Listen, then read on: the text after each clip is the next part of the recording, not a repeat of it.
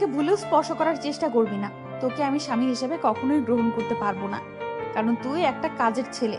তোকে যতই আম্মু ছেলে বলে দাবি করুক না কেন, আমি তোকে সব সময় কাজের ছেলে হিসেবেই দেখে এসেছি। তাহলে আঙ্কেল, আন্টিকে কেন তুমি বললে না আমাকে তুমি পছন্দ করো না, তুমি অন্য কাউকে পছন্দ করো, তার সাথে সারা জীবন থাকতে চাও? তাহলে মিথ্যা নাটক করে বিয়ে করার কি প্রয়োজন ছিল? তোর উপর আমার কিছু প্রতিশোধ নেওয়ার বাকি আছে। সেই প্রতিশোধগুলো নেওয়ার জন্য তোকে কিছুদিন ব্যবহার করব। আমার জানা মতে আমি তোমার সাথে কোনো রকম খারাপ ব্যবহার করিনি বা তোমাকে কোনো অন্যায় কথা বলিনি, কারণ আমি সবসময় তোমার থেকে দূরে থাকতে চেয়েছি। কারণ একটা অহংকারী মেয়েকে কখনোই ভালো মানুষ মনে করা যায় না। এটা করা সবচেয়ে একটা ভুল ধারণা। এখন বেশি কথা বলতে পারবো না। তুই তোর মতো নিচে শুয়ে থাক, আমি আমার মতো শুয়ে পড়ি। আমার ঘুম পাচ্ছে, কোনো কথা বলতে পারবো না তোর সাথে। মাহিন আর কোনো কথা না বলে চুপচাপ একটা বালিশ নিয়ে নিল, আর কিছু নিল না সাথে। এমনিতেই বৃষ্টি পড়ছে টুকটাক, ফ্লোর অনেক ঠান্ডা হয়ে রয়েছে, বাইরে অনেক বৃষ্টি হচ্ছে, তাই ফ্লোর একদম ঠান্ডা। ঠান্ডাতে ভালো মতো শুয়ে থাকতে পারছে না মাহিন। তার চোখ দিয়ে অনবরত নোনা জল গড়িয়ে পড়ছে, আর সে ভাবতেছে আজকে যদি তার মা বাবা বেঁচে থাকতো তাহলে তার এই কষ্টটা আর পোহাতে হতো না। মাহিন নিজের মনকে শক্ত করার চেষ্টা করছে, কিন্তু মনটা কেন জানে আজকে ব্যাকুলতায় ভরপুর হয়ে যাচ্ছে।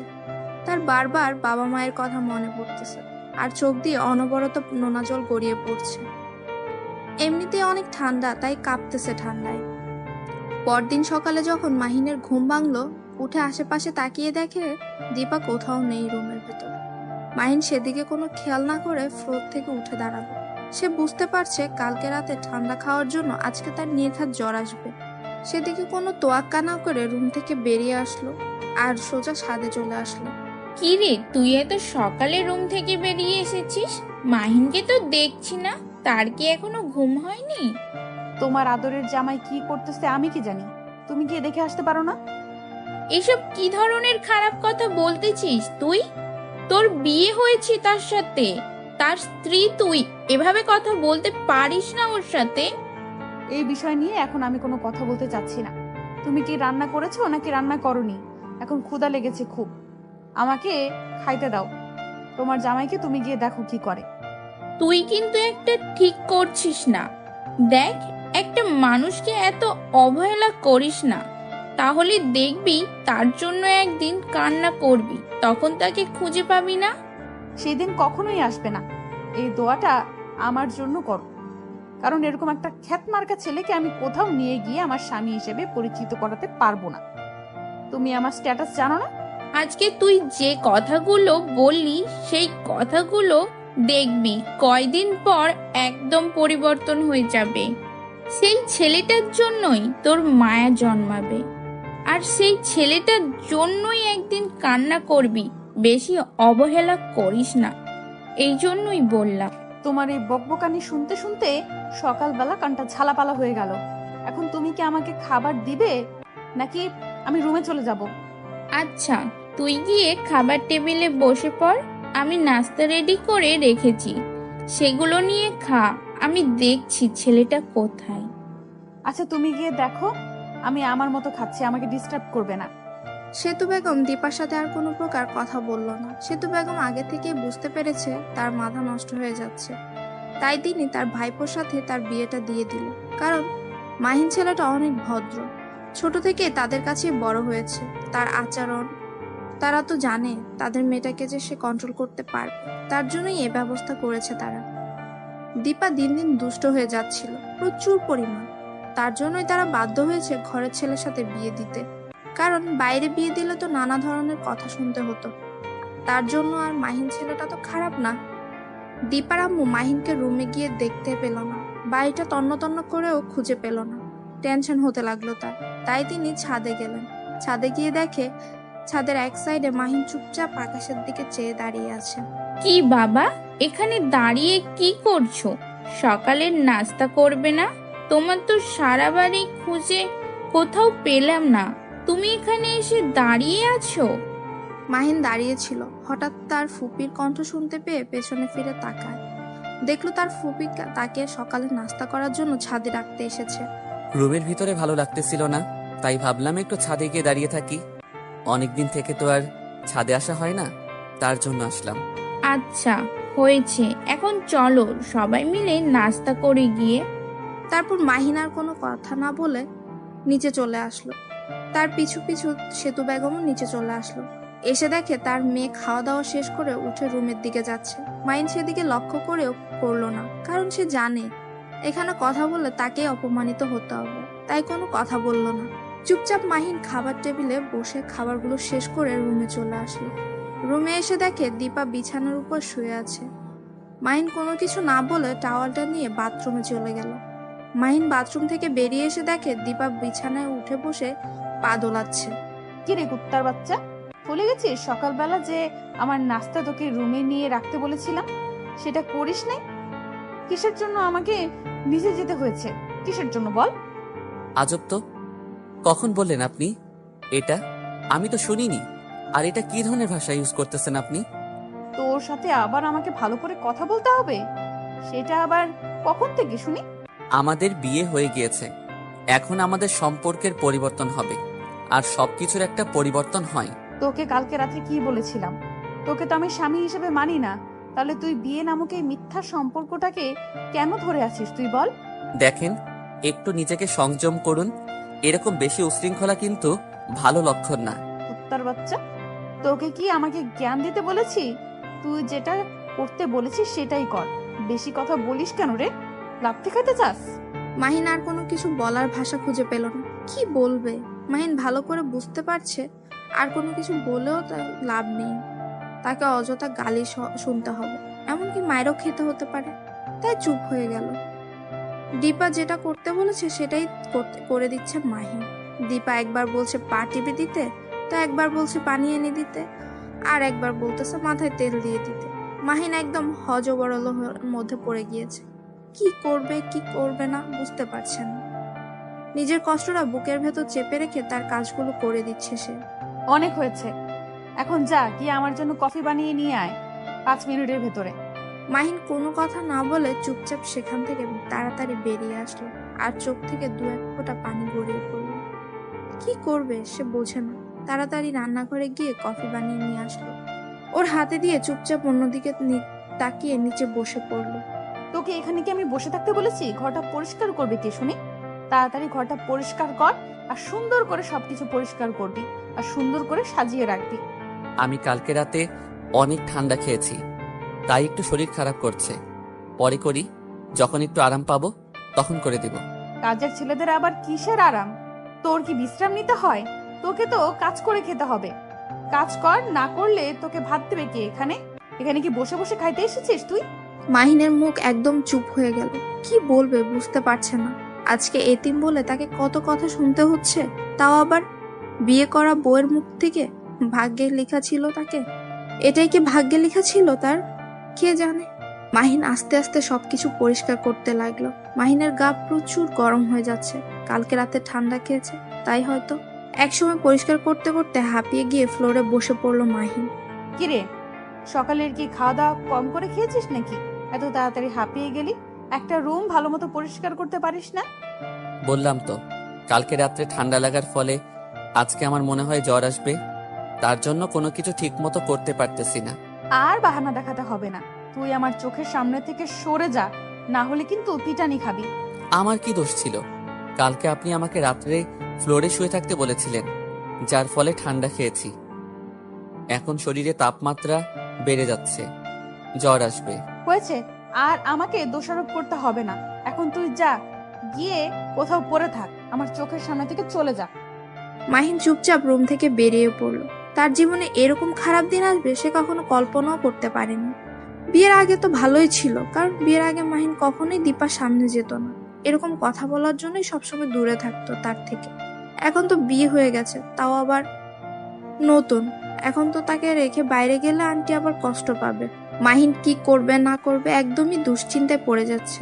নিজের মনকে বারবার সান্ত্বনা দেওয়ার চেষ্টা করছে, কিন্তু নিজের মনটা অশান্ত হয়ে যাচ্ছে বারবারই। একটা মানুষের জন্য 2টা মানুষকে সে কষ্ট তো দিতে পারে না, তাই সে কোথাও যেতেও পারছে না। আর আঙ্কেল আন্টির জন্য শত কষ্ট বুকের ভেতর চেপে রেখে মাহিন রুমে প্রবেশ করে। ঘরের এক কোনায় গিয়ে বসে পড়ল। দীপা দেখেও না দেখার ভান করে ফোন টিপতেছে। যদি আপনাদের কাছে ভালো লাগে তাহলে পরবর্তী পর্ব দিব।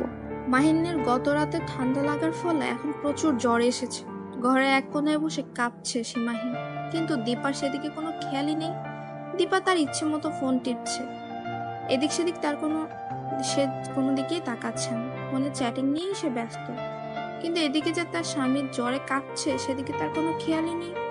মাহিন নিজেকে যথেষ্ট সংযমে রাখার চেষ্টা করছে, নিজেকে কন্ট্রোল করতে চেষ্টা করতেছে, কিন্তু জ্বরের তাপমাত্রা এতই বেড়ে গিয়েছে যে সে নিজেকে কন্ট্রোল করতে না পেরে ফ্লোরে পড়ে গেল। মাহিন ফ্লোরে পড়ে যাওয়ার ফলে শব্দ হলো। তখন দীপা তাকিয়ে দেখে যে মাহিন নিচে ছটফট করতেছে। তখন দীপা ফোনটা রেখে উঠে মাহিনের কাছে চলে আসলো। কিরে, এখানে নাটক করতেছিস কিসের জন্য? তোকে না বলছি বাইরে যা, বাইরে গিয়ে যত নাটক আছে করতে থাক। আমার রুমে এত নাটক ভালো লাগে না বলে দিলাম। মাহিন জ্বরের জন্য কোনো কথা বলতে পারছে না, তার এখন সবকিছু কেমন যেন বিরক্ত লাগতেছে। চুপচাপ সেখানে শুয়ে কাঁপতেছে মাহিন। কিরে, কথা কানে যায় না? বলছি না রুম থেকে বের হয়ে যা। এখানে এখানে শুয়ে আছিস কিসের জন্য? বলছি না রুম থেকে বের হয় এক্ষুনি। দীপার কথা শুনে মাহিন ওঠার চেষ্টা করছে, কিন্তু সে উঠতে পারছে না, বারবারই পড়ে যাচ্ছে। এটা দেখে দীপা ভাবতেছে মাহিন হয়তো নাটক করছে তার সাথে, তার মন গলানোর জন্য। কিন্তু মাহিন তো নাটক করছে না, তার তো সত্যিই অবস্থা খুবই করুণ। কিন্তু দীপা ভাবছে সে নাটক করছে। দীপার অহংকার, তার মনে হচ্ছে যে সে অসুস্থতার নাটক করছে। যখন মাহিন বারবার চেষ্টা করে উঠতে পারছে না, তখন মাহিনের আবার সেখানে শুয়ে পড়ল আর চোখ দিয়ে পানি ছেড়ে দিল। আজকে মাহিনের খুব মনে পড়ে যাচ্ছে তার মা বাবার কথা। যদি আজকে তার আব্বু আম্মু বেঁচে থাকতো তাহলে তার এই করুণ অবস্থায় তার আম্মু কখনোই বসে থাকতে পারতো না, এখানে এসে তার সেবা করত। এখানে এতদিন থেকে সে আছে, কিন্তু কখনো তার আঙ্কেল আন্টি তাকে মা বাবার অভাব বুঝতে দেয়নি। কিন্তু আজকে বিয়ে হওয়ার পর সে হাড়ে হাড়ে বুঝতে পারছে মা বাবা মর্ম। দুই সাইডের কোমরে দুই হাত দিয়ে দাঁড়িয়ে আছে মাহিনের দিকে চোখ রাঙিয়ে। প্লিজ আমাকে মাফ করে দাও, আমি উঠতে পারতেছি না, অনেক চেষ্টা করতেছি, কিন্তু জ্বরের তাপমাত্রা অনেক বেশি, আমাকে যদি একটু পানি এনে দিতেন। কতবার বলবো তুই আমার সঙ্গে নাটক করবি না? তারপরও এভাবে নাটক করিস কিসের জন্য? বাইরে গিয়ে পানি খা যা। এবার কথা শুনে মাহিনের আর কোনো কথা বলার নেই, ভাষা নেই। কি বলবে তাকে? সে দেখতে পাচ্ছে যে একটা মানুষ রোগে আক্রান্ত হয়ে কান্না করতেছে, তাকে একটু সাহায্য করার বদলে এমন তিরস্কার করছে। মেয়েটা যদি অন্য বা অপরিচিত কেউ হতো তাহলে হয়তো কষ্টটা লাগতো না। আসলে প্রিয় মানুষগুলোর কষ্টগুলো তীরের মতো আঘাত করে বুকের ভেতর। আহিন কখনো কল্পনা করতে পারেনি যে তার এই অবস্থা হবে। সামান্য একটু জ্বর হয়েছে আর তার সেবা করার মানুষ খুঁজে পাচ্ছে না সে। হয়তো তার আন্টি শুনলে ছুটে আসবে তার সেবা করার জন্য, তিনি তো জানে না। আর তার নিজের বই তাকে অবহেলা করছে, এটা তো মানুষের কাজ হতে পারে না, তাই না? আচ্ছা, তাহলে আপনি একটু কাজ করুন, আমাকে একটু লাঠি বা ধরার মতো কিছু এনে দেন, আমি আমার রুমে চলে যাচ্ছি। তোকে বলেছি না কানের কাছে প্যান প্যান করবি না? এরকম ভ্যান ভ্যান করতেছিস কিসের জন্য শুনি? আপনি কি মানুষ না? আমার জন্য কি একটু মায়া হয় না আপনার? আপনি এভাবে কথা বলছেন কিসের জন্য? আজকে অসুস্থ বলে আপনি আমাকে জ্বালাচ্ছেন, তাড়িয়ে দিচ্ছেন। আপনি কি কখনো অসুস্থ হবেন না? যখন অসুস্থ হব তখন দেখা যাবে। এখন কানের কাছে ভ্যান ভ্যান না করে এখান থেকে চলে যা। আর তোর রুমে গিয়ে কি করিস কর, তুই আমাকে ডিস্টার্ব করবি না। মাহিন আর কোনো কথা বলল না, চুপচাপ উঠে দাঁড়ানোর চেষ্টা করছে। দেয়াল ধরে উঠে দাঁড়াচ্ছে কোনো মতে। উঠে দেয়াল ধরে সে নিজের রুমে চলে আসলো, এসে বিছানায় শুয়ে পড়ল। আর কোনো কিছু মনে নেই তার, কখন যে ঘুমিয়ে পড়েছে নিজেও জানে না। যখন ঘুম ভাঙলো তখন দেখে তার আন্টি তার পাশে বসে তার সেবা করছে। মাহিন অবাক হয়ে তার দিকে তাকিয়ে রইল। তুমি যে অসুস্থ হয়ে পড়েছো সেটা কি আমাকে জানানো উচিত না তোমার? আমি কি তোমাকে ফেলে দিয়েছি নাকি? আমার মেয়ে না হয় একটু খারাপ, তার জন্য তুমি আমাকেও কথাটা জানাবে না? আন্টি, আমি তো ঠিক আছি, আমার কোনো কিছু হয়নি। দেখেন আমাকে, আমি একদম সুস্থ আছি, আমার তো কিছু হয়নি। তাহলে আপনাকে কিসের জন্য জানাবো? যদি অসুস্থ হইতাম তাহলে জানতাম। হায় রে মানুষ, আর কত তুমি নিজেকে লুকিয়ে রাখবে? আজ 2 দিন ধরে তুমি অসুস্থ, 2 দিন ধরে তোমার কোনো খোঁজ খবর পাওয়া যাচ্ছে না, আর তুমি বলতেছো তুমি ঠিক আছো, তাই না? 2 দিন পর তুমি আজকে এই পৃথিবীর আলো দেখতে পেলে, আর তুমি বলতেছো তুমি ঠিক আছো? মাহিন তার আন্টির মুখ থেকে কথাটা শুনে অবাক দৃষ্টিতে তার আন্টির দিকে তাকিয়ে রইল। দুদিন ধরে সে অজ্ঞান হয়ে পড়েছিল, আর একবারের জন্য সে মেয়েটা তাকে দেখতে আসেনি, নাকি এসেছিল সেও জানে না। আপনাকে অনেক কষ্ট দিয়ে ফেলেছি তাই না এই 2 দিনে? কি আবোল তাবোল বলছো? তোমাকে আমার ছেলের মতো দেখি আমি, আর তুমি অসুস্থ হওয়ার পরেও তোমার সেবা করব না আমি? এটা কেমনে হয় শুনি? আমি যদি অসুস্থ হয়ে পড়তাম তাহলে তুমিও কি আমার সেবা করতে না? আপনাকে দেখে মনে হচ্ছে আপনি অনেক ক্লান্ত। এখন গিয়ে বিশ্রাম করুন। আমি একদম পুরোপুরি সুস্থ আছি। আমার আর কোনো সমস্যা হবে না। আপনি গিয়ে কিছুক্ষণ বিশ্রাম করে নেন। আচ্ছা, আমি এখন চলে যাচ্ছি, কিন্তু একটা কথা মাথায় রাখবে, তোমার যদি কোনো কিছুর প্রয়োজন পড়ে বা তুমি যদি অসুস্থ হয়ে যাও, আর এভাবে লুকিয়ে রাখবে না, বলে দিলাম। যদি তোমার কিছু একটা হয়ে যেত তাহলে আমরা কি নিয়ে বেঁচে থাকতাম বলো? আমি আর কখনো এরকম ভুল করব না। এখন থেকে সঙ্গে সঙ্গে সবকিছু আপনাকে জানিয়ে দিব। প্লিজ আমাকে মাফ করে দিবেন। আমি সত্যি অনুতপ্ত। আচ্ছা, তাহলে আমি আমার রুমে যাচ্ছি। তোমার যদি কোনো কিছু লাগে সঙ্গে সঙ্গে আমাকে জানাবে। তুমি এখন একটু গোসল করে ফ্রেশ হয়ে নাও, তাহলে আরো ভালো লাগবে তোমার। কথাটা বলে সেতু বেগম সেখান থেকে চলে গেল। আর মাহিন মনে মনে ভাবতে লাগলো যে 2 দিন থেকে সে অজ্ঞান হয়ে আছে, আর 2 দিন পরে তার আজকে জ্ঞান ফিরলো। সে তো পরপারে চলে যেতে পারতো। এই পৃথিবীতে বেঁচে থেকেই এত যন্ত্রণা আর সহ্য হয় না তার। মাহিন মনে মনে কথাগুলো ভাবতে ভাবতে বাথরুমে গিয়ে গোসল করে নিল। একটু ফ্রেশ হয়ে রুম থেকে বেরিয়ে আসলো। এসে দেখে দীপা সামনে হেঁটে বেড়াচ্ছে। তাকে দেখে মনে হচ্ছে কোনো কিছু নিয়ে দুশ্চিন্তা করছে সে। হয়তো তার পার্সোনাল লাইফে কোনো সমস্যা হয়েছে তার জন্য। মাহিন দীপাকে দেখেও না দেখার ভান করে ছাদের দিকে যেতে লাগলো। লক্ষ্য করে দেখলো যে তার পেছনে দীপাও আসতেছে। বেশি গুরুত্ব না দিয়ে চলে আসলো মাহিন। তার পেছনে পেছনে দীপাও আসলো, কিন্তু দেরি হয়ে গেছে, কারণ মাহিন ছাদে গিয়ে বেশিক্ষণ দেরি করেনি। প্রচুর রোদ, তাই তাড়াতাড়ি নিচে নেমে এসেছে। দীপাকে পাত্তা দেয়নি। মাহিনের নিজের রুমে আবার প্রবেশ করলো। সঙ্গে সঙ্গে দীপা মাহিনের রুমে প্রবেশ করলো। মাহিন কি বলবে ভেবে পাচ্ছে না, তাই অন্য পাশে তাকিয়ে শুয়ে পড়লো মাহিন। তোর সাথে আমার কিছু কথা আছে। এইভাবে মুখ গোমরা করে না থেকে সুন্দরভাবে বসে পড়ো। কিছু কথা আছে, কথাগুলো শুনে তারপর তোমার যা ইচ্ছা তাই করতে থাকো। আমি আমার কানকে তালা লাগিয়ে দেইনি যে আমি শুনতে পারবো না। আপনার যা ইচ্ছা বলেন, বলে এখান থেকে চলে যেতে পারেন দয়া করে। সেটা না হয় বুঝলাম, কিন্তু আমি যেটা করতে বলেছি সেটাই করো এখন। না হলে কিন্তু আবার পিটানি শুরু করে দেব। এমনিতেই অসুস্থ থেকে সুস্থ হয়েছে, এখন যদি আবার পিটানি দেই তাহলে আবার অসুস্থ হয়ে যাবেন। তাই আমি চাচ্ছি না কাউকে অসুস্থ করতে। আমার মতো অসহায় মানুষকে আর দয়া দেখাতে হবে না। তাই যা ইচ্ছা তাই বলে এখান থেকে চলে যেতে পারেন। আমার খুব ডিস্টার্ব হচ্ছে। এখন কথা হচ্ছে যে আমার এখন মাথা ব্যথা করতেছে, আমার মাথা মালিশ করে দিবে, এটাই হলো কথা। আর কোনো কথা নেই, তেল এনেছি, তাড়াতাড়ি শুরু করে দাও। আমি এখন পারবো না। আমার খুব ক্লান্ত লাগতেছে। যখন সুস্থ হব তখন আপনার কাজের লোক হিসেবে আবার নিয়োজিত হব। এখন প্লিজ অন্তত আমাকে মাফ করবেন। এখানে আমার মাথা ব্যথা করতেছে আর তুই এভাবে শুয়ে থাকবি, সেটা তো আমি কখনোই মেনে নিতে পারবো না। তুই আমার মাথায় তেল মালিশ করে দিবি, না হলে কিন্তু। মাহিন কোনো কথা না বলে চুপচাপ উঠে দেয়ালের সাথে গা হেলান দিয়ে বসে পড়ল, কারণ ঠিকমতো তো এখনো সুস্থ হতে পারেনি পুরোপুরি। দীপা গিয়ে বসে পড়লো বিছানার এক সাইডে। মাহিন তেলের বোতলটা হাতে নিয়ে আস্তে আস্তে দীপার মাথায় তেল মালিশ করতে লাগলো। মাহিনের খুব কষ্ট হচ্ছে, কারণ একটা অসুস্থ মানুষ, তার এখন কোনো কিছু ভালো লাগবে না। একটা অসুস্থ মানুষের মর্ম বুঝতে পারবে একটা সুস্থ মানুষ কখনো? অসুস্থ মানুষের মন কেউ বুঝে না। কিরে, হাতে কি শক্তি হারিয়ে ফেলেছিস নাকি? এই 2 দিন, ওই 2 দিন থেকে নাটক তো ভালোই করলি। 2 দিন আমার আম্মুর কাছ থেকে তো ভালোই সেবা যত্ন নিলি।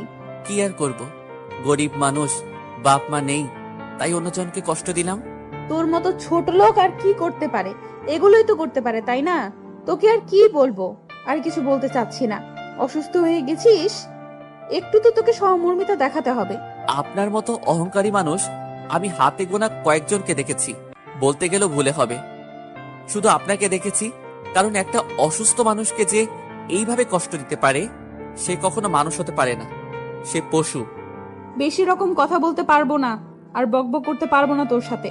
এখন মাথা ব্যথা করতেছে, তাই তাড়াতাড়ি মাথায় তেল মালিশ করে দে। মাহিন কোনো কথা না বলে চুপচাপ নিজের মতো করে তেল মালিশ করে দিচ্ছে, আর দীপা চোখ বন্ধ করে সেটা অনুভব করছে। দীপা মনে এখন অন্য কিছু চলছে, মাহিন সেটা হয়তো বুঝতে পারছে না। ক্লান্ত শরীর নিয়ে মালিশ করতেছে, হঠাৎ করে তার চোখ থেকে 2 ফোঁটা জল গড়িয়ে পড়লো। অনেক হয়েছে, আর মাথায় মালিশ করতে হবে না। এখন আমি উঠে বিছানায় শুয়ে পড়তেছি, তুই পা দুটো একটু মালিশ করে দে। মাহিন কি বলবে বুঝতে পারছে না। মাহিন ক্লান্ত শরীর নিয়ে বসে পড়লো বিছানায়। দীপা তার পাশ দিয়ে শুয়ে পড়ল। দীপার ইচ্ছে করছে তাকে জড়িয়ে ধরে নিজের মনের কষ্টগুলো শেয়ার করতে, কিন্তু সে তো তার ভালোবাসাটা বুঝে না। মাহিন শুয়ে পড়েছে দেখে দীপা আর কিছু বলল না। এখন দীপার একটু খারাপ লাগতেছে। একটা অসুস্থ মানুষ এখনো ঠিকমতো সুস্থ হয়নি, তাকে দিয়ে তো কাজ করা ঠিক হবে না। তার জন্য দীপা মাহিনের সাইডে শুয়ে পড়ল, উঠে গেল না আর। এটা আমি কি ধরনের ব্যবহার করতেছি তার সাথে? তার সাথে আমার বিয়ে হয়ে গিয়েছে, আমি কেন করতেছি তার সাথে এরকম? আমার তো বোঝা উচিত ছিল যে সে একজন অসুস্থ মানুষ, তাকে এরকম চাপ দেওয়া ঠিক হবে না। আমি এরকম অবুঝের মতো কাজ কেন করতেছি? দীপা পিছনে ফিরে দেখে মাহিন অন্য পাশ হয়ে শুয়ে আছে। দীপা আস্তে করে মাহিনের মাথায় হাত দিয়ে দেখে জ্বর আছে কিনা। হ্যাঁ, এখন জ্বর আছে। দীপা বিছানা ছেড়ে উঠে গিয়ে বাইরে থেকে 1 বাটি পানি আর সাথে একটা রুমাল নিয়ে আসলো। রুমালটা ভিজিয়ে মাহিনের কপালে লাগিয়ে দিতে লাগলো। হঠাৎ করে মাহিন অনুভব করতে লাগলো তার কপালে কেউ কিছু লাগিয়ে দিচ্ছে। তাই সে চোখ খুলে তাকিয়ে অবাক হয়ে তাকিয়ে রইল দীপার দিকে। মাহিন কি বলবে বুঝতে পারছে না, শুধু অবাক হয়েই দীপার দিকে এক দৃষ্টিতে তাকিয়ে আছে। দীপা সেটা দেখেও না দেখার ভান করে তার মতো করে কাজ চালিয়ে যাচ্ছে। তাই মাহিন উঠে একটু সরে বসলো। সেটা দেখে দীপার প্রচন্ড রাগ হলো। আমি এখানে একটা কাজ করতেছি, এইভাবে সরে গেলে কিসের জন্য শুনি? নাকি এখন একটু খাতিরদারি করতেছি দেখে ভাব দেখাচ্ছ? মাহিন কোনো কথা না বলে চুপচাপ সেখানে বসে রইল, আর দীপা অবাক দৃষ্টিতে তাকিয়ে রইল। মনে মনে ভাবতে লাগলো, এটা কি সে স্বপ্ন দেখছে নাকি বাস্তব? দীপার হঠাৎ এত পরিবর্তন ভেবে পাচ্ছে না মাহিন। কি করবে না করবে, নাকি অন্য কোনো প্ল্যানিং আছে দীপার, যেটা মাহিন ভেবে পাচ্ছে না? কি হলো? এইভাবে ওখানে গুটিসুটি মেরে বসে আছো কিসের জন্য? শুয়ে পড়ো বলছি, না হলে কিন্তু কি করব নিজেও জানি না। যেটা বলতেছি সেটাই করো, না হলে তোমার জন্য ভালো হবে না বলে দিলাম। মাহিন এবার কোনো কথা না বলে চুপচাপ শুয়ে পড়লো, আর মনে মনে ভাবতে লাগলো হঠাৎ করে দীপার এত পরিবর্তন কেন, কিসের জন্য? সে কি কোনো প্ল্যান করতেছে, নাকি তাকে বাসা থেকে তাড়িয়ে দেওয়ার জন্য? মাহিনকে তাড়াতাড়ি সুস্থ করে বাসা থেকে তাড়িয়ে দিবে নাকি? বুঝছে না মাহিন। আচ্ছা, আমার এখন অনেক ঠান্ডা লাগতেছে, তাই আর পানি দিতে হবে না আমার কপালে, মানে ভিজা রুমালটা আর আমার কপালে দিতে হবে না। আপনি আপনার রুমে গিয়ে বিশ্রাম করুন, আমি একটু একা থাকতে চাই। কেন? আমি থাকলে এখানে কি সমস্যা? আমার বাসায় আমি যেখানে সেখানে থাকতে পারবো, তোমাকে এটা নিয়ে কথা বলতে হবে না। এখন আমি এখানে থাকতে ইচ্ছে করতেছে, আমি এখানেই থাকবো। তুমি চুপচাপ মেরে এখানে শুয়ে থাকো। মাহিন কোনো কথা না বলে চুপচাপ শুয়ে পড়লো, আর কোনো কথা বললো না মাহিন। কারণ দীপা উল্টাপাল্টা কথা বলবে, সেটা শোনার থেকে চুপ থাকাই ভালো। কারণ মাহিনের এখন বিরক্ত লাগছে, কোনো প্রকার কথা বলতে ইচ্ছে করছে না তার। তাই চোখ বন্ধ করে চুপচাপ শুয়ে পড়লো। আর এদিকে দীপা মাহিনের এরকম চুপচাপ স্বভাব দেখে নিজে একটা মুচকি হাসি দিয়ে মাহিনের বুকে শুয়ে পড়লো। মাহিন উঠে পড়লো। আমি এখানে শুয়ে পড়েছি, তোমার ওঠার সাহস হলো কিভাবে আমাকে ডিস্টার্ব করার? আমার খুব বিরক্ত লাগতেছে, এখন শুয়ে পড়ো। আপনি এসব কি করতেছেন বুঝতেছি না তো। আপনার মতলবটা কি আমাকে একটু বলবেন, নাকি এই বাসা থেকে আমাকে তাড়িয়ে দেওয়ার জন্য নানা ধরনের ফোন দিয়ে আসতেছেন? আমাকে বললে আমি চলে যাব, কিন্তু আমাকে কোনো প্রকার কলঙ্ক দেবেন না প্লিজ। এখন কোনো কথা শুনতে চাচ্ছি না, তুমি এখন শুয়ে পড়বে আর আমি তোমার বুকে মাথা রাখবো। আমার কেমন জানি লাগতেছে, মানে বালিশে ঘুমাতে ইচ্ছে করতেছে না। তাই ভাবলাম যে একজন মানুষের উপর শুয়ে থাকলে দেখি কেমন হয়, তার জন্য আর কি তোমাকে দিয়ে পরীক্ষা করতেছি। এখন শুয়ে থাকো। মাহিন কোনোভাবেই দীপার এই পরিবর্তন মেনে নিতে পারছে না। মাহিন শুধু ভাবছে হঠাৎ করে কি হয়ে গেল যে এত পরিবর্তন হলো, কিভাবে? মাহিনের মনে সন্দেহ শুধু উকিয়ে দিচ্ছে। মাহিন কি করবে না করবে বুঝতে পারছে না, শুধু চুপচাপ শুয়ে পড়লো। এখন যদি মাহিন শুয়ে না পড়ে তাহলে দীপা নানা ধরনের প্রশ্ন শুরু করবে, নানা ধরনের কথা বলবে, আর তখন মাহিনের মাথা ব্যথা আরো বেড়ে যাবে। তাই মাহিন চুপচাপ শুয়ে পড়লো। আর দীপা মাহিনের বুকের উপর মাথা দিয়ে শুয়ে পড়ল। মাহিন শুধু টেনশন করছে দীপা নতুন প্ল্যানিং করে তাকে কোনো কষ্ট দিবে না তো। দীপা মাহিনের বুকের উপর শুয়ে পড়ে একদম স্থির থাকছে না, বরং মাহিনের একবার হাত নাড়াচাড়া করছে তো একবার মাহিনের চুল ধরে টানছে। মাহিনের বিরক্ত লাগছে খুব, কিন্তু কিছু বলতেও পারছে না, কারণ সে যে অসহায় আজকে। আপনাকে আমি কিছু কথা বলতে চাই। আপনি প্লিজ মন খারাপ করবেন না, কারণ কথাগুলো বলা খুব জরুরি। এখানে মন খারাপ করার কি আছে বলো, সমস্যা নাই। আমি শুনতে চাই তোমার যত কথা আছে, আজকে আমি শুনবো। তোমার যত মনের ভিতর কথা আছে তুমি বলতে থাকো, আমি শুনতেছি। তোমার হঠাৎ করে এতটা পরিবর্তন আমি কেন জানি মেনে নিতে পারতেছি না। আমার মনে হচ্ছে তুমি নিশ্চয়ই কোনো প্ল্যানিং করতেছো আমাকে এখান থেকে তাড়িয়ে দেওয়ার জন্য। সত্যি করে বলো না প্লিজ, আসলে তোমার এতটা পরিবর্তন হওয়ার কারণ কি? কারণটা আমি নিজেও জানি না। একবার ভেবে দেখলাম যে যেহেতু বিয়ে করেছি আর আমি মেয়ে মানুষ হিসেবে তো একটু নিজেকে কন্ট্রোল করে রাখতে হবে। এত উচ্ছৃঙ্খল হলে আসলেই ভবিষ্যৎ খারাপ হবে। আর আমরা তো মুসলিম মানুষ, আমাদের একটা বিবাহ যেহেতু হয়ে গেছে, স্বামীকে কষ্ট দেওয়া তো ঠিক না। আমি এতটাও খারাপ না তুমি যতটা ভাবো, কিন্তু আমি ততটাও খারাপ যতটা তুমি ভাবো না। তোমার কথার আমি কিছু বুঝলাম না। আসলে তুমি কি বোঝাতে চাচ্ছ আমাকে? আর তুমি কেন আমার সাথে এত ভালো ব্যবহার করতেছো? নিশ্চয়ই তার একটা কারণ আছে, তাই না? সেটা ঠিক বলেছো, কারণ ছাড়া কেউ পরিবর্তন হয় না। আমারও কিছু কারণ আছে, তার জন্য আমি পরিবর্তন হয়েছি। আস্তে আস্তে সবকিছু জানতে পারবে। এখন এত প্রেসার দিও না, আমার ঘুম পাচ্ছে, আমাকে ঘুমাতে দাও। মাহিন একদম চুপ হয়ে গেল। সে বুঝতে পারছে না কি করবে। দীপাকে নিজের বুক থেকে সরাতেও পারছে না আর রাখতেও পারছে না। তার কেমন যেন অস্থির লাগছে। এই বিষয়টা হঠাৎ করে এত পরিবর্তন কেন, কেমন যেন লাগছে মাহিনের। মনের ভেতরে কেমন যেন করছে, কি করবে না করবে সে বুঝে উঠতে পারছে না। আচ্ছা চলো, এখন আমরা ছাদে যাব, আর রুমের ভেতর থাকতে ইচ্ছে করতেছে না। তুমি এখন আমার সাথে যাবে। দীপার এমন কথা শুনে হঠাৎ মাহিন চমকে উঠল। কি করবে বা কি বলবে বুঝতে পারছে না। হঠাৎ করে এরকম বাহানা করার কি আছে? ছাদে গিয়ে কি ধাক্কা মেরে ফেলে দেওয়ার চিন্তা ভাবনা করছে নাকি? মাহিন দীপার সাথে যেতে চাচ্ছে না, কিন্তু দীপা মাহিনকে টানতে টানতে ছাদে নিয়ে গেল। মাহিন দীপার কাছে হার মেনে নিল। অসুস্থ তার শরীর, বিন্দুমাত্র শক্তি নেই তার শরীরে। তারপরও দীপা মাহিনকে টানতে টানতে একদম ছাদে নিয়ে গিয়ে দাঁড় করালো। ছাদের এক সাইডে মাহিনকে দাঁড় করিয়ে তার মুখোমুখি দীপা দাঁড়িয়ে পড়লো। আমার খুব খারাপ লাগতেছে, আমি দাঁড়িয়ে থাকতে পারতেছি না। আমি নিচে যাব। আর আপনার কি কথা আছে তাড়াতাড়ি বলুন। আমার এখানে কোনো কথা নেই। তোমাকে খুব ক্লান্ত লাগতেছে, তাই ছাদে একটু হাঁটাহাঁটি করার জন্য নিয়ে আসলাম। তুমি এখানে বসে পড়লে কিসের জন্য? আমার সাথে হাঁটবে এখন তুমি। আমার সাথে আপনি এরকম করতেছেন কেন বুঝতেছি না। এত জোর জবরদস্তি করতেছেন কেন? আমাকে আমাকে ছেড়ে দেন না। আমাকে ছেড়ে দেন না। আমার মতো আমি তো আপনাকে কোনো ডিস্টার্ব করতেছি না। কিন্তু আমি তোকে ডিস্টার্ব করব, তাতে তোর সমস্যা? ভালো মতো কথা বলতেছি বলে, ভালো মতো ব্যবহার করতেছি, তাই মনে হয় কথা গায়ে লাগে না, তাই না? মাহিন একদম চুপ হয়ে গেল।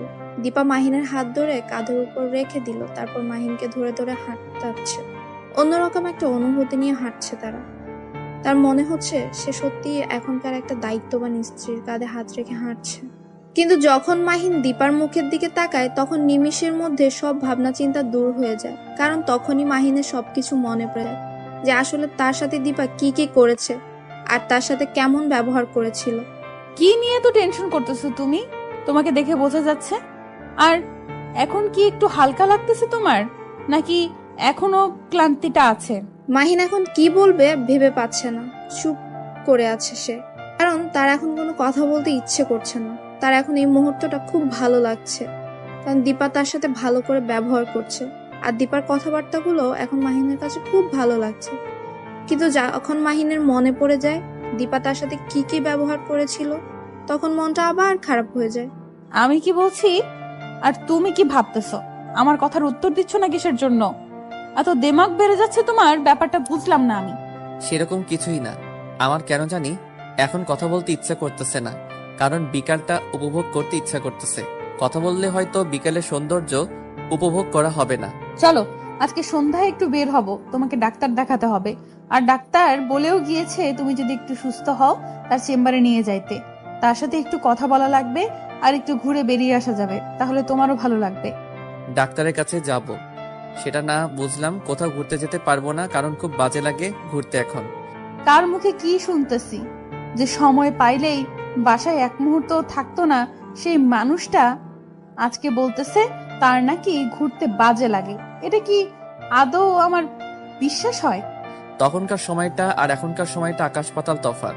তখন ছিলাম একলা, আর এখন হয়ে গেছে একদম একলা। তোমার এই কথাটার মানে আমি বুঝতে পারলাম না।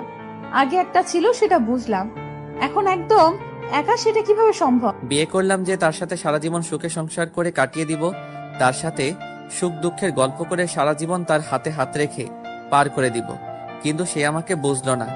এখন একলা থাকবো না তো কতজনকে নিয়ে থাকবো? দীপা কোনো প্রকার কথা বলল না, কারণ সে মাহিনের মনের অবস্থা বুঝতে পারছে। এই অসুস্থতার মধ্যেও দীপার মাহিনকে কোনো কিছু বলা যাবে না। যদি আবার মানুষটা অসুস্থ হয়ে যায়, এমনিতেই তার আম্মু সে ছেলেটাকে নিয়ে কত টেনশন করে। এখন যদি আবার ভুলভাল কিছু বলে আবার অসুস্থ হয়ে যাবে, তাকে আবার কথা শুনতে হবে, কত চাপ নিতে হবে তাকে। তার থেকে কিছু না বলে চুপচাপ একটা দীর্ঘশ্বাস নিল দীপা। আচ্ছা চলো নিচে যাই, আর এখানে থেকে লাভ নেই, এখন সন্ধ্যা হয়ে যাবে। আম্মু যদি আবার দেখতে না পারে তখন আবার টেনশন করবেন। আমি আপনাকে এই কথাই বলতে চাচ্ছিলাম যে আন্টি যদি এখন দেখতে না পায়, আমাদের দেখতে না পায়, আর সারা বাড়ি খুঁজে না পেলে তো পরে আবার দেখলে রাগারাগি করবে। এখন আমরা নিচে যাই। তারপর দীপা মাহিনকে আস্তে আস্তে ধরে নিচে নিয়ে আসলো। এসে মাহিনকে মাহিনের রুমে না নিয়ে নিজের রুমে নিয়ে আসলো সোজা। মাহিন সেটা দেখে আরো অবাক হয়ে দীপার দিকে কিছুক্ষণ তাকিয়ে রইল। তারপর রুমে নিয়ে গিয়ে বিছানায় বসিয়ে দিল। মাহিনকে বিছানায় বসিয়ে দিয়ে দীপা বাইরে চলে আসলো। তারপর বাহিরের কাজ শেষ করে দীপা মাহিনের পাশে গিয়ে শুয়ে পড়ল। দীপার এরকম কর্মকাণ্ড দেখে মাহিন অবাকের উপর অবাকই হচ্ছে। কি করবে কি বলবে কিছুই বুঝতে পারছে না সে সঠিকভাবে। কি ব্যাপার, তুমি আমার দিকে অবাক দৃষ্টিতে তাকিয়ে আছো কেন? বুঝতেছি না, তখন থেকে কি দেখতেছো তুমি? আমার দিকে ফেলফেল করে তাকিয়ে আছো, কিছু বলতে চাও নাকি? বলতে চাইলে বলো। মাহিন চুপ করে রইল, কিছু বলল না। মাহিনের চুপ থাকা দেখে দীপার বিরক্ত বোধ করছে, কারণ সে নিজ থেকে কথা বলছে মাহিনের সাথে, আর মাহিন কথা বলছে না। কেমনটা লাগে। দীপা রেগে গিয়ে মারতে গিয়েও থেমে গেল। কি হলো, এরকম চুপ করে আছো কেন? কিছু বলবা নাকি? এইভাবে ফেলফেল করে তাকিয়ে আছো কেন আমার দিকে? কিছু বলো, চুপ করে আছো কেন? কি বলবো সেটাই তো খুঁজে পাচ্ছি না, তাই চুপ করে আছি। কারণ তোমার এত পরিবর্তন আমার কেন জানি না মেনে নিতে ইচ্ছে করতেছে না। তাতে আমার কি? এখন চুপচাপ শুয়ে থাকো তো, আমাকে ডিস্টার্ব করবে না। এত ডিস্টার্ব করো কিসের জন্য বুঝি না। কথা বলো না, আবার ডিস্টার্ব করো। ডিস্টার্ব করো আমাকে, এটা ঠিক না। আমি কখন ডিস্টার্ব করলাম? ডিস্টার্ব তো তুমি করতেছো আমাকে। তোমার জন্য তো আমি ঠিক মতো ঘুমাতে পারতেছি না। এমনিতে অসুস্থ শরীর, তারপর তোমার অত্যাচার ভালো লাগে বলো? এত বড় সাহস তোমার, তুমি আমাকে বকা দিচ্ছ? তোমাকে আমি দেখো কি করি। কথাটা বলে দীপা মাহিনের উপর শুয়ে পড়ল, পুরো শরীর মাহিনের শরীরের উপর। মাহিন কি বলবে বুঝতেছে না, কারণ তার একটু অন্যরকম ফিল কাজ করছে। এখন তার ইচ্ছে করছে যে দীপাকে শক্ত করিয়ে জড়িয়ে ধরে একটু আদর দিতে, কিন্তু সে তো তাকে ভালোবাসে না, আর সে অধিকারও তো তাকে দেয়নি দীপা। দীপা বুঝতে পারছে যে মাহিন তার উপর দুর্বল হয়ে যাচ্ছে, তাই দীপা ইচ্ছাকৃতভাবে মাহিনকে আরো শক্ত করে জড়িয়ে ধরলো, যাতে করে দীপাকে মাহিন একটু আদর করে দেয়। কিন্তু মাহিন ভয়ে দীপাকে স্পর্শ পর্যন্ত করছে না। দীপা কখন কি বলে আর কখন কি করে বসে তা বুঝতে পারে না মাহিন, তার জন্যই চুপচাপ শুয়ে আছে রোবটের মতো। দীপার খুব খারাপ লাগতেছে, কিন্তু কিচ্ছু বলতেছে না, শুধু দেখতেছে মাহিন কতক্ষণ নিজেকে কন্ট্রোল রাখতে পারে। দীপা ইচ্ছাকৃতভাবে মাহিনের সাথে একটু দুষ্টুমি করা শুরু করে দিল। মাহিনের গলায় নিজের ঠোঁট দুটো বসিয়ে দিল। মাহিন কি করবে না করবে বুঝতে পারছে না, কারণ তার কেমন যেন একটা ফিলিংস কাজ করতেছে, সেই ফিলিংসটা যে আগে কখনো অনুভব করেনি। আজকে কেন যেন দীপার নিঃশ্বাসটা তার হৃদয়ের স্পন্দনকে বাড়িয়ে দিচ্ছে। দীপা বুঝতে পারছে মাহিন দুর্বল হয়ে যাচ্ছে তার উপর, তাই মাহিনকে আরো দুর্বল করতে দীপা মাহিনের ঠোঁটে তার ঠোঁট দুটো বসিয়ে দিল। মাহিনের খুব অস্থির লাগছে, কি করবে বুঝতে পারছে না সে। কোনোভাবেই দীপাকে তার উপর থেকে সরাতে পারছে না। দীপাকে সরাতে গেলে দীপা মাহিনকে আরো শক্ত করে আঁকড়ে ধরছে। প্লিজ আমাকে ছেড়ে দেন। আপনি এসব কি করতেছেন? আমার খুব বাজে লাগতেছে। আপনি আমাকে ছেড়ে দেন। কি বলেছিলাম মনে নাই? আমার যা ইচ্ছা তাই করব, তুমি কোনো কথা বলতে পারবে না।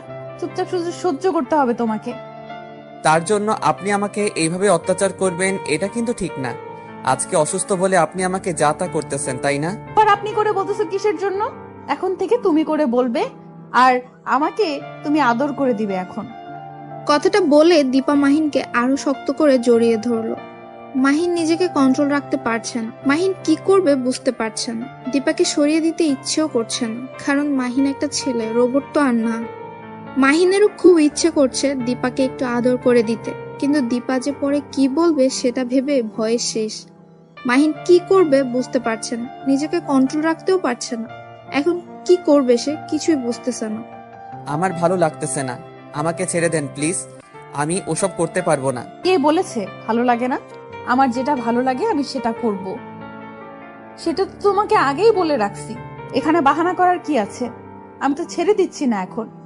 কথাটা বলে দীপা মাহিনকে আবার শক্ত করে জড়িয়ে ধরলো, আর মাহিনের ভেতরে যেন তোলপাড় শুরু হয়ে গেছে। সে তো একটা মানুষ, রোবট তো আর না, তাই তার ভেতরেও ফিলিংসটা কাজ করতেছে। হঠাৎ করে মাহিনও দীপাকে শক্ত করিয়ে জড়িয়ে ধরলো, আর দীপার ঠোঁটে নিজের ঠোঁট দুটো বসিয়ে দিল। দীপা এক মুহূর্তের জন্য অন্যরকম একটা স্বাদ পেল। দীপা ও মাহিনকে কিস করতে লাগলো। দুজনেই ধীরে ধীরে ভালোবাসা সাগরে তলিয়ে গেল। তাদের মিলন হয়ে গেল, কিন্তু এর পরবর্তী রিয়েকশনটা কি হতে পারে কে জানে। মাহিনের ভেতর ভয় কাজ করতেছে। দীপাকে ছেড়ে দিয়ে এক সাইডে শুয়ে পড়ল। দীপা হাঁপিয়ে গেছে, তাই মাহিনের বুকের উপরই আবার শুয়ে পড়ল। সেটা দেখে মাহিন অবাক হচ্ছে। দীপার কোনো রিয়েকশন নেই। এভাবে শুয়ে থাকলে তো আর হবে না।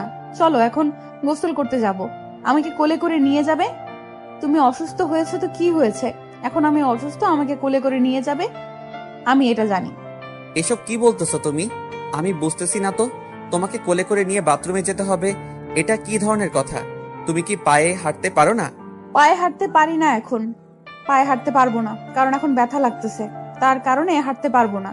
তুমি ব্যথা দিয়েছো, এখন তুমি আমাকে কোলে করে নিয়ে যাবে আর কোলে করে আনবে। ঝামেলা শেষ। দেখো, আমি এখনো পুরোপুরি সুস্থ না, তাই তোমাকে কোলে করে নিয়ে গিয়ে যদি আবার ফেলে দেই, তখন তো আবার কোমর ভেঙে গেলে আমাকে যত যন্ত্রণা সহ্য করতে হবে। তার থেকে তুমি হেঁটে যাও, সেটাই বেটার হবে। আবার তুমি আমার সাথে তর্ক করতেছো। এবার কিন্তু আম্মুকে বিচার দিব যে তুমি আমাকে ব্যথা দিয়েছো। এখন আমি যেটা করতে বলছি সেটা করবে কিনা। আচ্ছা, বিচার দিতে হবে না, চলো আমি তোমাকে নিয়ে যাচ্ছি। কথাটা বলে মাহিন দীপাকে কোলে তুলে নিল বিছানা থেকে। তারপর দুজনে বাথরুমে চলে আসলো। বাথরুমে চলে এসেছে ঠিকই, কিন্তু কোনো কিছুই সাথে নিয়ে আসেনি দুজনের মধ্যে একজন। গোসল শেষে বের হবে কিভাবে তারা? দুজনে বাথরুমে বন্ধ হয়ে গেল। শেষ পর্যন্ত কোনো উপায় না পেয়ে মাহিন নিজেই বেরিয়ে আসলো ভেজা শরীরে। তারপর রুম থেকে কাপড় নিয়ে আবার বাথরুমে গেল। গিয়ে দেখে দীপার অবস্থা খুবই খারাপ। মাহিন চোখ বন্ধ করে নিল। দীপা সেটা দেখে হাসলো, আর মাহিনের কাছে এসে মাহিনকে জড়িয়ে ধরলো। কি করতেছো? এটা কি ধরনের অসভ্যতামি? সব সময় খোলা ভালো লাগে নাকি? তুমি আমাকে বকা দিচ্ছ তাই না? এখন যদি উড়াধুরা পিটানি দিতে শুরু করি তখন কেমন লাগবে শুনি? চুপচাপ যেটা করতেছি করতে দাও। মাহিন ভেজা বেড়ালার মতো চুপ হয়ে গেল, আর কোনো কথা বলার সাহসও পেল না। চুপচাপ সেখানেই দাঁড়িয়ে রইল রোবটের মতো। দীপা যেটা করছে মাহিনও সেটাই করলো। তারপর তারা একদম গোসল সেরে ফ্রেশ হয়ে বেরিয়ে আসলো দুজনে একসাথে। সন্ধ্যার সময় তাদেরকে ডাক্তারের ওখানে যাওয়ার কথা ছিল, তার জন্যই দুজন প্রস্তুতি নিল। আর তার জন্য মায়ের কাছ থেকে পারমিশনও নিতে হবে।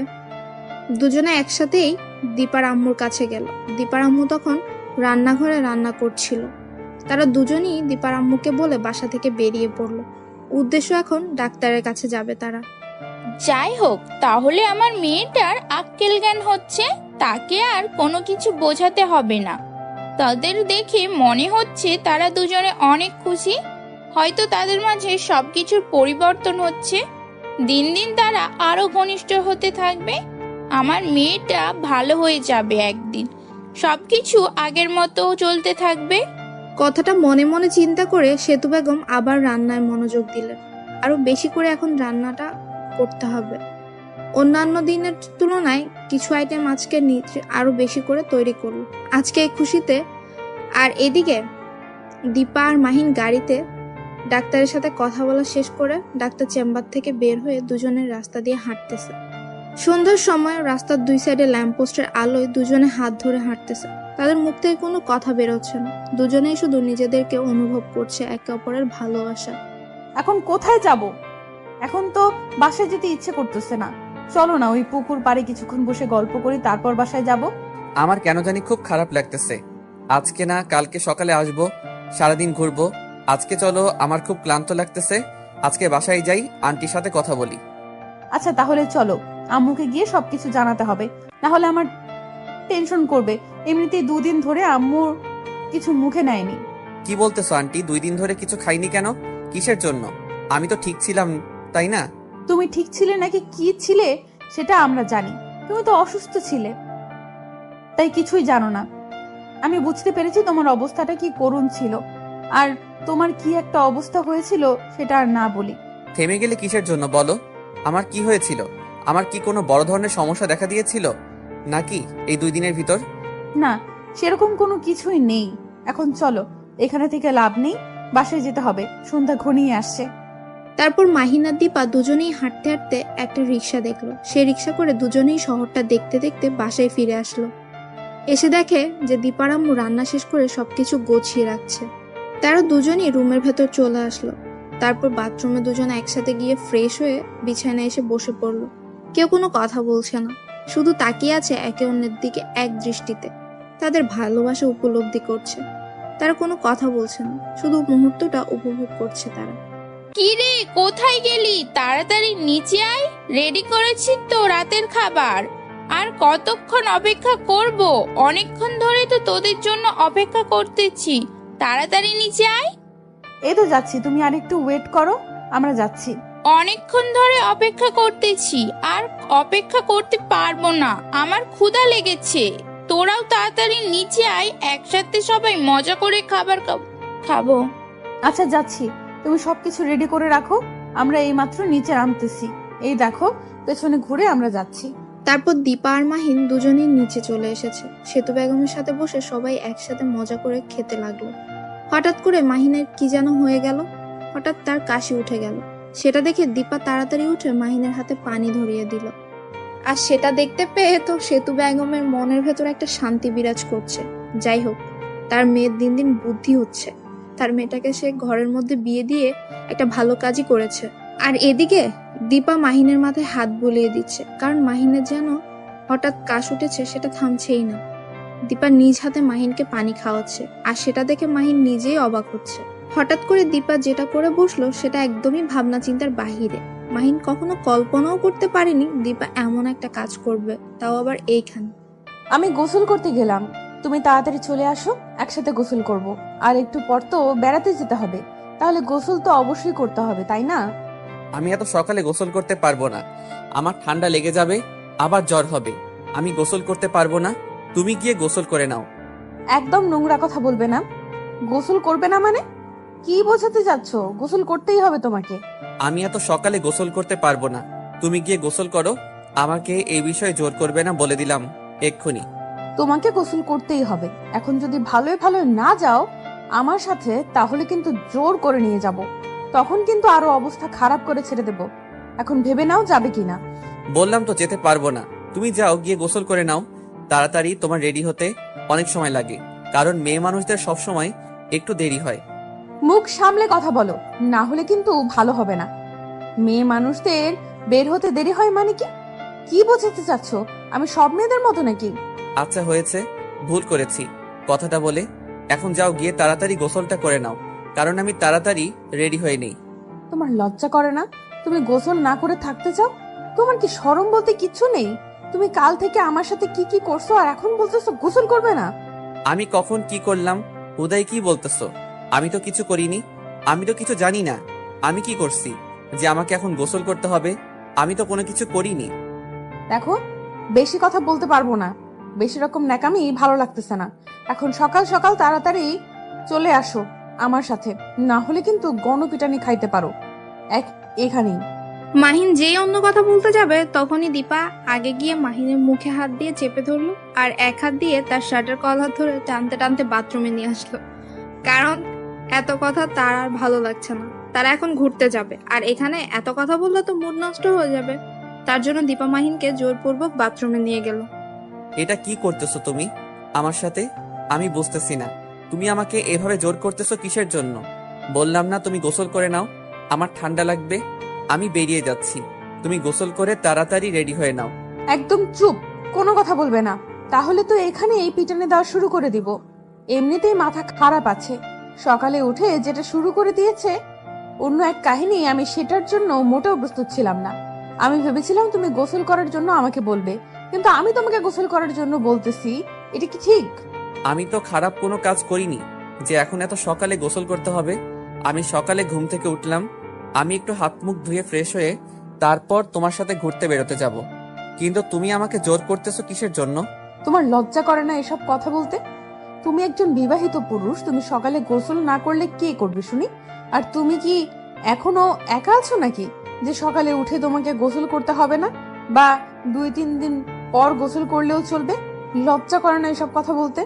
মাহিন আর কোনো কিছু বলতে যাবে তখনই দীপা আবারও মাহিনের মুখে হাত দিয়ে চেপে ধরে শাওয়ার ছেড়ে দিল, আর শাওয়ার থেকে পানি পড়তে লাগলো। দীপা আর মাহিন দুজন একসাথেই ভিজতে লাগলো। মাহিন ছটফট করতে লাগলো সেখান থেকে সরে যাওয়ার জন্য, কিন্তু দীপা মাহিনকে জড়িয়ে ধরেছে। তার জন্য মাহিন নড়াচড়াও করতে পারছে না, তার মন কেমন জানে করছে। শাওয়ারের পানিতে দুজনেই কাক ভেজা হয়ে গেল, কিন্তু কেউ কারো দিক থেকে দৃষ্টি সরাচ্ছে না। দুজন দুজনের দিকে এক দৃষ্টিতে তাকিয়ে আছে, কেউ কোনো কথা বলছেও না। শাওয়ারের পানিগুলো তাদের গা বেয়ে পড়ে যাচ্ছে। কি হলো? আর কতক্ষণ এভাবে আমাকে এখানে ধরে রাখবে বলো তো? যখন ঠান্ডা লাগবে আবার শরীর খারাপ করবে, তখন কি হবে শুনি? তখন তো আরো কিছু করতে পারবে না আমার সাথে। এখন ভেবে দেখো, আমাকে ছেড়ে দিবে নাকি ধরে রাখবে? দীপা মাহিনের কথাটা শুনে মাহিনকে ছেড়ে দিল আর মাহিনকে বলল পরিষ্কার হয়ে নিতে। তারপর দীপা এক সাইডে গিয়ে দাঁড়িয়ে পড়লো, আর মাহিন মাহিনের মতো গোসল করছে। দীপা দীপার মতো, কেউ কারো দিকে তাকাচ্ছে না। দুজন কেমন যেন একটু লজ্জা লজ্জা ভাবে পড়ে গিয়েছে। মাহিন তাড়াতাড়ি গোসল শেষ করে পরিষ্কার হয়ে রুম থেকে বেরিয়ে পড়লো। দীপাকে বাথরুমে রেখেই দীপা মাহিনকে কোনো কিছু বলল না, তার কেমন যেন এখন লজ্জা লাগতেছে তার জন্য। মাহিন বেরিয়ে এসে রেডি হতে লাগলো আয়নার কাছে দাঁড়িয়ে। তখন দেখে দীপা ভিজা শরীরে ভেতরে চলে এসেছে। মাহিন আয়নার দিকে এক দৃষ্টিতে তাকিয়ে রইল। এভাবে তাকিয়ে থাকতে হবে না, তাড়াতাড়ি বেরিয়ে গিয়ে দেখো আম্মু কি করতেছে। আমি একটু একা একা রেডি হব, তুমি বেরিয়ে যাও এখান থেকে। আমি এখানে থাকলে সমস্যা কি? আমি এখানে থাকবো, কোথাও যেতে পারবো না। কার কি সমস্যা সেটা দেখার সময় নেই আমার। দেখো, ভালো হবে না বলে দিচ্ছি, এরকম করবে না। তুমি এখান থেকে বেরিয়ে যাবে এখন সুন্দরভাবে। আমি বললাম তো আমি এখান থেকে বেরিয়ে যেতে পারবো না, তাতে কার কি সমস্যা সেটা দেখার আমার সময় নেই। তুমি আমার সাথে এরকম করতে পারো না, আমার লজ্জা লাগতেছে। তুমি এখন এখান থেকে বেরিয়ে যাও প্লিজ। তুমি যখন উল্টাপাল্টা কথাবার্তাগুলো বলো আর আমার সাথে যে কাজগুলো করো, তখন তোমার লজ্জা কোথায় যায় শুনি? তখন আমি নিজের কন্ট্রোলে থাকি না, তখন আমি শুধু একটাই চিন্তায় থাকি যে তোমার সাথে মিশে যাব, তার জন্য লজ্জা শরম কোথাও থাকে না। এখন লজ্জা লাগতেছে, এখন তুমি এখান থেকে বেরিয়ে যাবে। তুমি বললেই তো হবে না, তুমি বললেই তো আর আমি বেরিয়ে যাচ্ছি না। আমি এখানে থাকতে চাই। আজকে তোমার শাড়ি পরা দেখবো আর আমি শিখবো, পরে তোমাকে শাড়ি পরিয়ে দিব। প্লিজ এখন না, এখন তুমি এখান থেকে চলে যাও। অন্য এক সময় আমি রাতে আমাকে শাড়ি পরানো শিখাবো। আমি এক্ষুনি শিখবো। আমি এখন কোথাও যাচ্ছি না, এখন শিখতে চাই। আমি শিখবো না, এখন শিখবো। দীপা আর কোনো কিছু বলল না, সে জানে যে মাহিন ভালোই জেদ ধরেছে, তাই দীপা কোনো কিছু না বলে সেখানে শাড়ি পরতে লাগলো। মাহিনও এক দৃষ্টিতে তার নাভির দিকে তাকিয়ে রইল, কিছু বলবে সেটাও বলতে পারছে না। মাহিন ধীরে ধীরে দীপার কাছে চলে আসলো আর এসে শাড়ির আঁচলটা নিজের হাতে নিয়ে নিল। সেটা দেখে দীপা অবাক হয়ে মাহিনের দিকে তাকিয়ে রইল, কিন্তু মুখ দিয়ে কোনো কথা বলছে না। মাহিন আস্তে আস্তে শাড়িটা হাতে নিয়ে দীপাকে শাড়ি পরিয়ে দিতে লাগলো। যখন শাড়ির কুচি দিয়ে দীপার কোমরে গুজে দিতে যাবে, তখন দীপার নিঃশ্বাস একদম ভারী হয়ে আসলো। দীপা ঠিকমতো নিঃশ্বাসও নিতে পারছে না, এতটাই ভারী হয়ে যাচ্ছে। আর তার বুকের ভেতর হার্টবিট অনেক দ্রুত চলছে, মনে হচ্ছে কেউ হাতুড়ি দিয়ে তার হার্টবিটকে পিটাচ্ছে। যখন মাহিন তার হাত দিয়ে দীপার পেটে একটু স্পর্শ করেছে, দীপা এক মুহূর্তের জন্য নিঃশ্বাস নেওয়া বন্ধ করে দিয়েছে। তার মনে হচ্ছে যে পৃথিবীটা থমকে দাঁড়িয়েছে এখন। মাহিন হাত সরিয়ে আনার পরও দীপা রোবটের মতো স্থির হয়ে দাঁড়িয়ে আছে। সেটা দেখে মাহিন অবাক হয়ে তাকিয়ে রইল। কি হলো, তুমি এইভাবে দাঁড়িয়ে আছো কিসের জন্য? আমি তো তোমাকে ছেড়ে দিয়েছি, এখনো কি আমার স্পর্শ অনুভব করতেছো নাকি? দীপা কি বলবে না বলবে ভেবে পাচ্ছে না। দীপা একদম লজ্জায় পড়ে গেল। মাহিনের প্রশ্নের উত্তর কি দিবে সেটাই ভেবে পাচ্ছে না, তাই সেখান থেকে চুপচাপ সরে গিয়ে আয়নার সামনে দাঁড়িয়ে পড়ল। আর নিজেকে দেখতে লাগলো তার স্বামী আজকে প্রথম তাকে শাড়ি পরিয়ে দিল। সেটা দেখতে কেমন লাগে, আর তার স্বামী ঠিকমতো শাড়ি পরাতে পেরেছে কিনা সেটা পরীক্ষা করার জন্য। কি হলো, আমার প্রশ্নের উত্তর দিচ্ছ না যে? এইভাবে ওইখানে গিয়ে দাঁড়িয়ে পড়লে কিসের জন্য বলো? এখন প্লিজ যাও এখান থেকে। তুমি তো অনেক সুন্দর করে শাড়ি পরাতে পারো। কোথা থেকে শিখেছো এই শাড়ি পরানো? আমি তো কোথাও থেকে শিখিনি, তবে মুভিতে দেখেছিলাম তো, তাই একটু সেই হিসাবে তোমাকে পড়াতে চেষ্টা করলাম। কতটুকু ভালো হয়েছে জানি না। তার মানে তুমি মুভিতে যখন নায়িকাকে শাড়ি পরায় নায়ক, তুমি সেটা মনোযোগ দিয়ে তাকিয়ে থাকো নায়িকার পেটের দিকে, তাই তো? সেটা আবার আমি কখন বললাম? আমি তো এমনিতেই দেখতে দেখতে অভ্যাস হয়ে গেছে, তাই আর কি সেই অনুমান অনুযায়ী তোমাকে পড়িয়ে দিলাম। এর থেকে বেশি কিছু না। তুমি কি বলতেছো এসব? অনেক হয়েছে, এখন চলো বাইরে গিয়ে দেখি আম্মু কি করতেছে। হয়তো নাস্তা রেডি করতেছে, কিন্তু আমাদের ডাকতে পারতেছে না লজ্জার কারণে। কালকে যেটা করেছি। সেটা তো পুরোপুরি দোষ তোমার। তুমি হুদাই যেখানে সেখানে যে কাজগুলো করো, তোমার সাথে তো বের হওয়া মুশকিল। কোথায় কি করে বসো। আচ্ছা হয়েছে, এখন চলো বাইরে গিয়ে দেখি আম্মুর কি অবস্থা জানতে হবে। আমরা তো ছোট মানুষ, ভুল স্বীকার করলে আম্মু মেনে নিবে, সমস্যা নেই। তোমার কি লজ্জা করতেছে না এখন আম্মুর সামনে যাইতে? তুমি এত বেহায়া হয়ে যাচ্ছ কেন দিন দিন, বুঝতেছি না। আমি আবার কখন ঠিক ছিলাম? আমি তো সব সময় এরকমই ছিলাম, তাই না আম্মু? এসব দেখতে দেখতে অভ্যস্ত। তার মানে তুমি আরো অনেক ছেলেকে এইভাবে আদর করে দিয়েছো, এইটাই তো, তাই না? আম্মু এসব দেখতে দেখতে অভ্যস্ত। তুমি এটা আবার কখন আমি এটা আবার কখন বললাম? আর আমি ভুলেও কোনো ছেলের কাছে যাইনি, আর ছেলেকে স্পর্শ করা তো দূরের কথা। অনেক জ্ঞান দিয়েছো, আর নিতে চাচ্ছি না। এখন তাড়াতাড়ি চলো বাইরে গিয়ে দেখি কি অবস্থা। তারপর দীপা আর মাহিন দুজনে বাইরে চলে আসলো। এসে দেখে টেবিলের উপর সবকিছু রেডি করা আছে, কিন্তু আন্টিকে কোথাও দেখা যাচ্ছে না। মাহিন ভালো করে বুঝতে পারলো আন্টি কেন উধাও এখান থেকে। দীপা মাহিনের দিকে তাকিয়ে রয়েছে, কি বলবে বুঝতে পারছে না। তার আম্মু তার এই কাজের জন্যই এখন তাদের সামনে আসতে লজ্জা পাচ্ছে। এখানে দাঁড়িয়ে আছে কিসের জন্য? এই নাও, আমাকে আবার কিস করো যেখানে সেখানে, দেখবে যে আন্টি তাহলে এখানে চলে আসবে।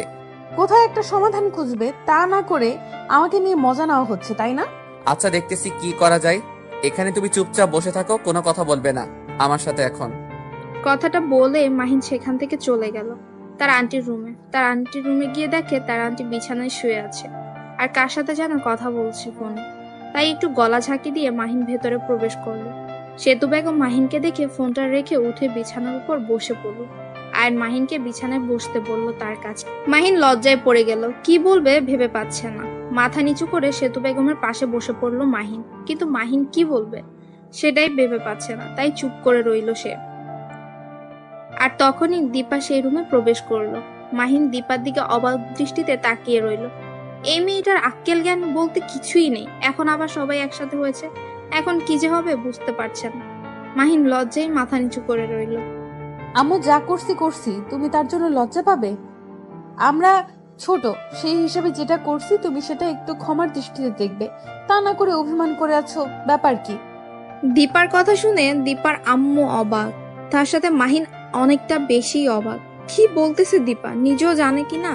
মাহিন সেখান থেকে সরে যেতে চাইলো, দীপা মাহিনের হাত ধরে সেখানে দাঁড় করিয়ে দিল। মাহিন অবাক দৃষ্টিতে দীপার হাতের দিকে তাকিয়ে আছে। মাহিন কাকে কি বলবে বুঝতে পারছে না, তাই চুপ করে সেখানে মাথা নিচু করে দাঁড়িয়ে রইল। সে লজ্জায় পড়ে গিয়েছে। তুমি কথা বলো, আমি বাহিরে তোমার জন্য অপেক্ষা করতেছি। আমার খুব ক্ষুধা পেয়েছে, আমি কিছু খেয়ে নেব তাড়াতাড়ি। তুমি যে এত বাহানা করতে জানো সেটা আজকে ভালো করে বুঝতে পারলাম। এখন চুপচাপ এখানে বসে থাকো, কোনো কথা বলবে না। সত্যি বলতেছি, আমার অনেক ক্ষুধা লেগেছে। এমনিতে অসুস্থ থেকে সুস্থ হয়েছি, এখন তো একটু ক্ষুধা বেশি থাকবে, তাই না আন্টি? আচ্ছা, অনেক ড্রামা করলে। তোমরা দুজনে এখন চলো গিয়ে নাস্তা সেরে নেওয়া যাক। তারপর তিনজন গিয়ে নাস্তার টেবিলে বসে পড়লো।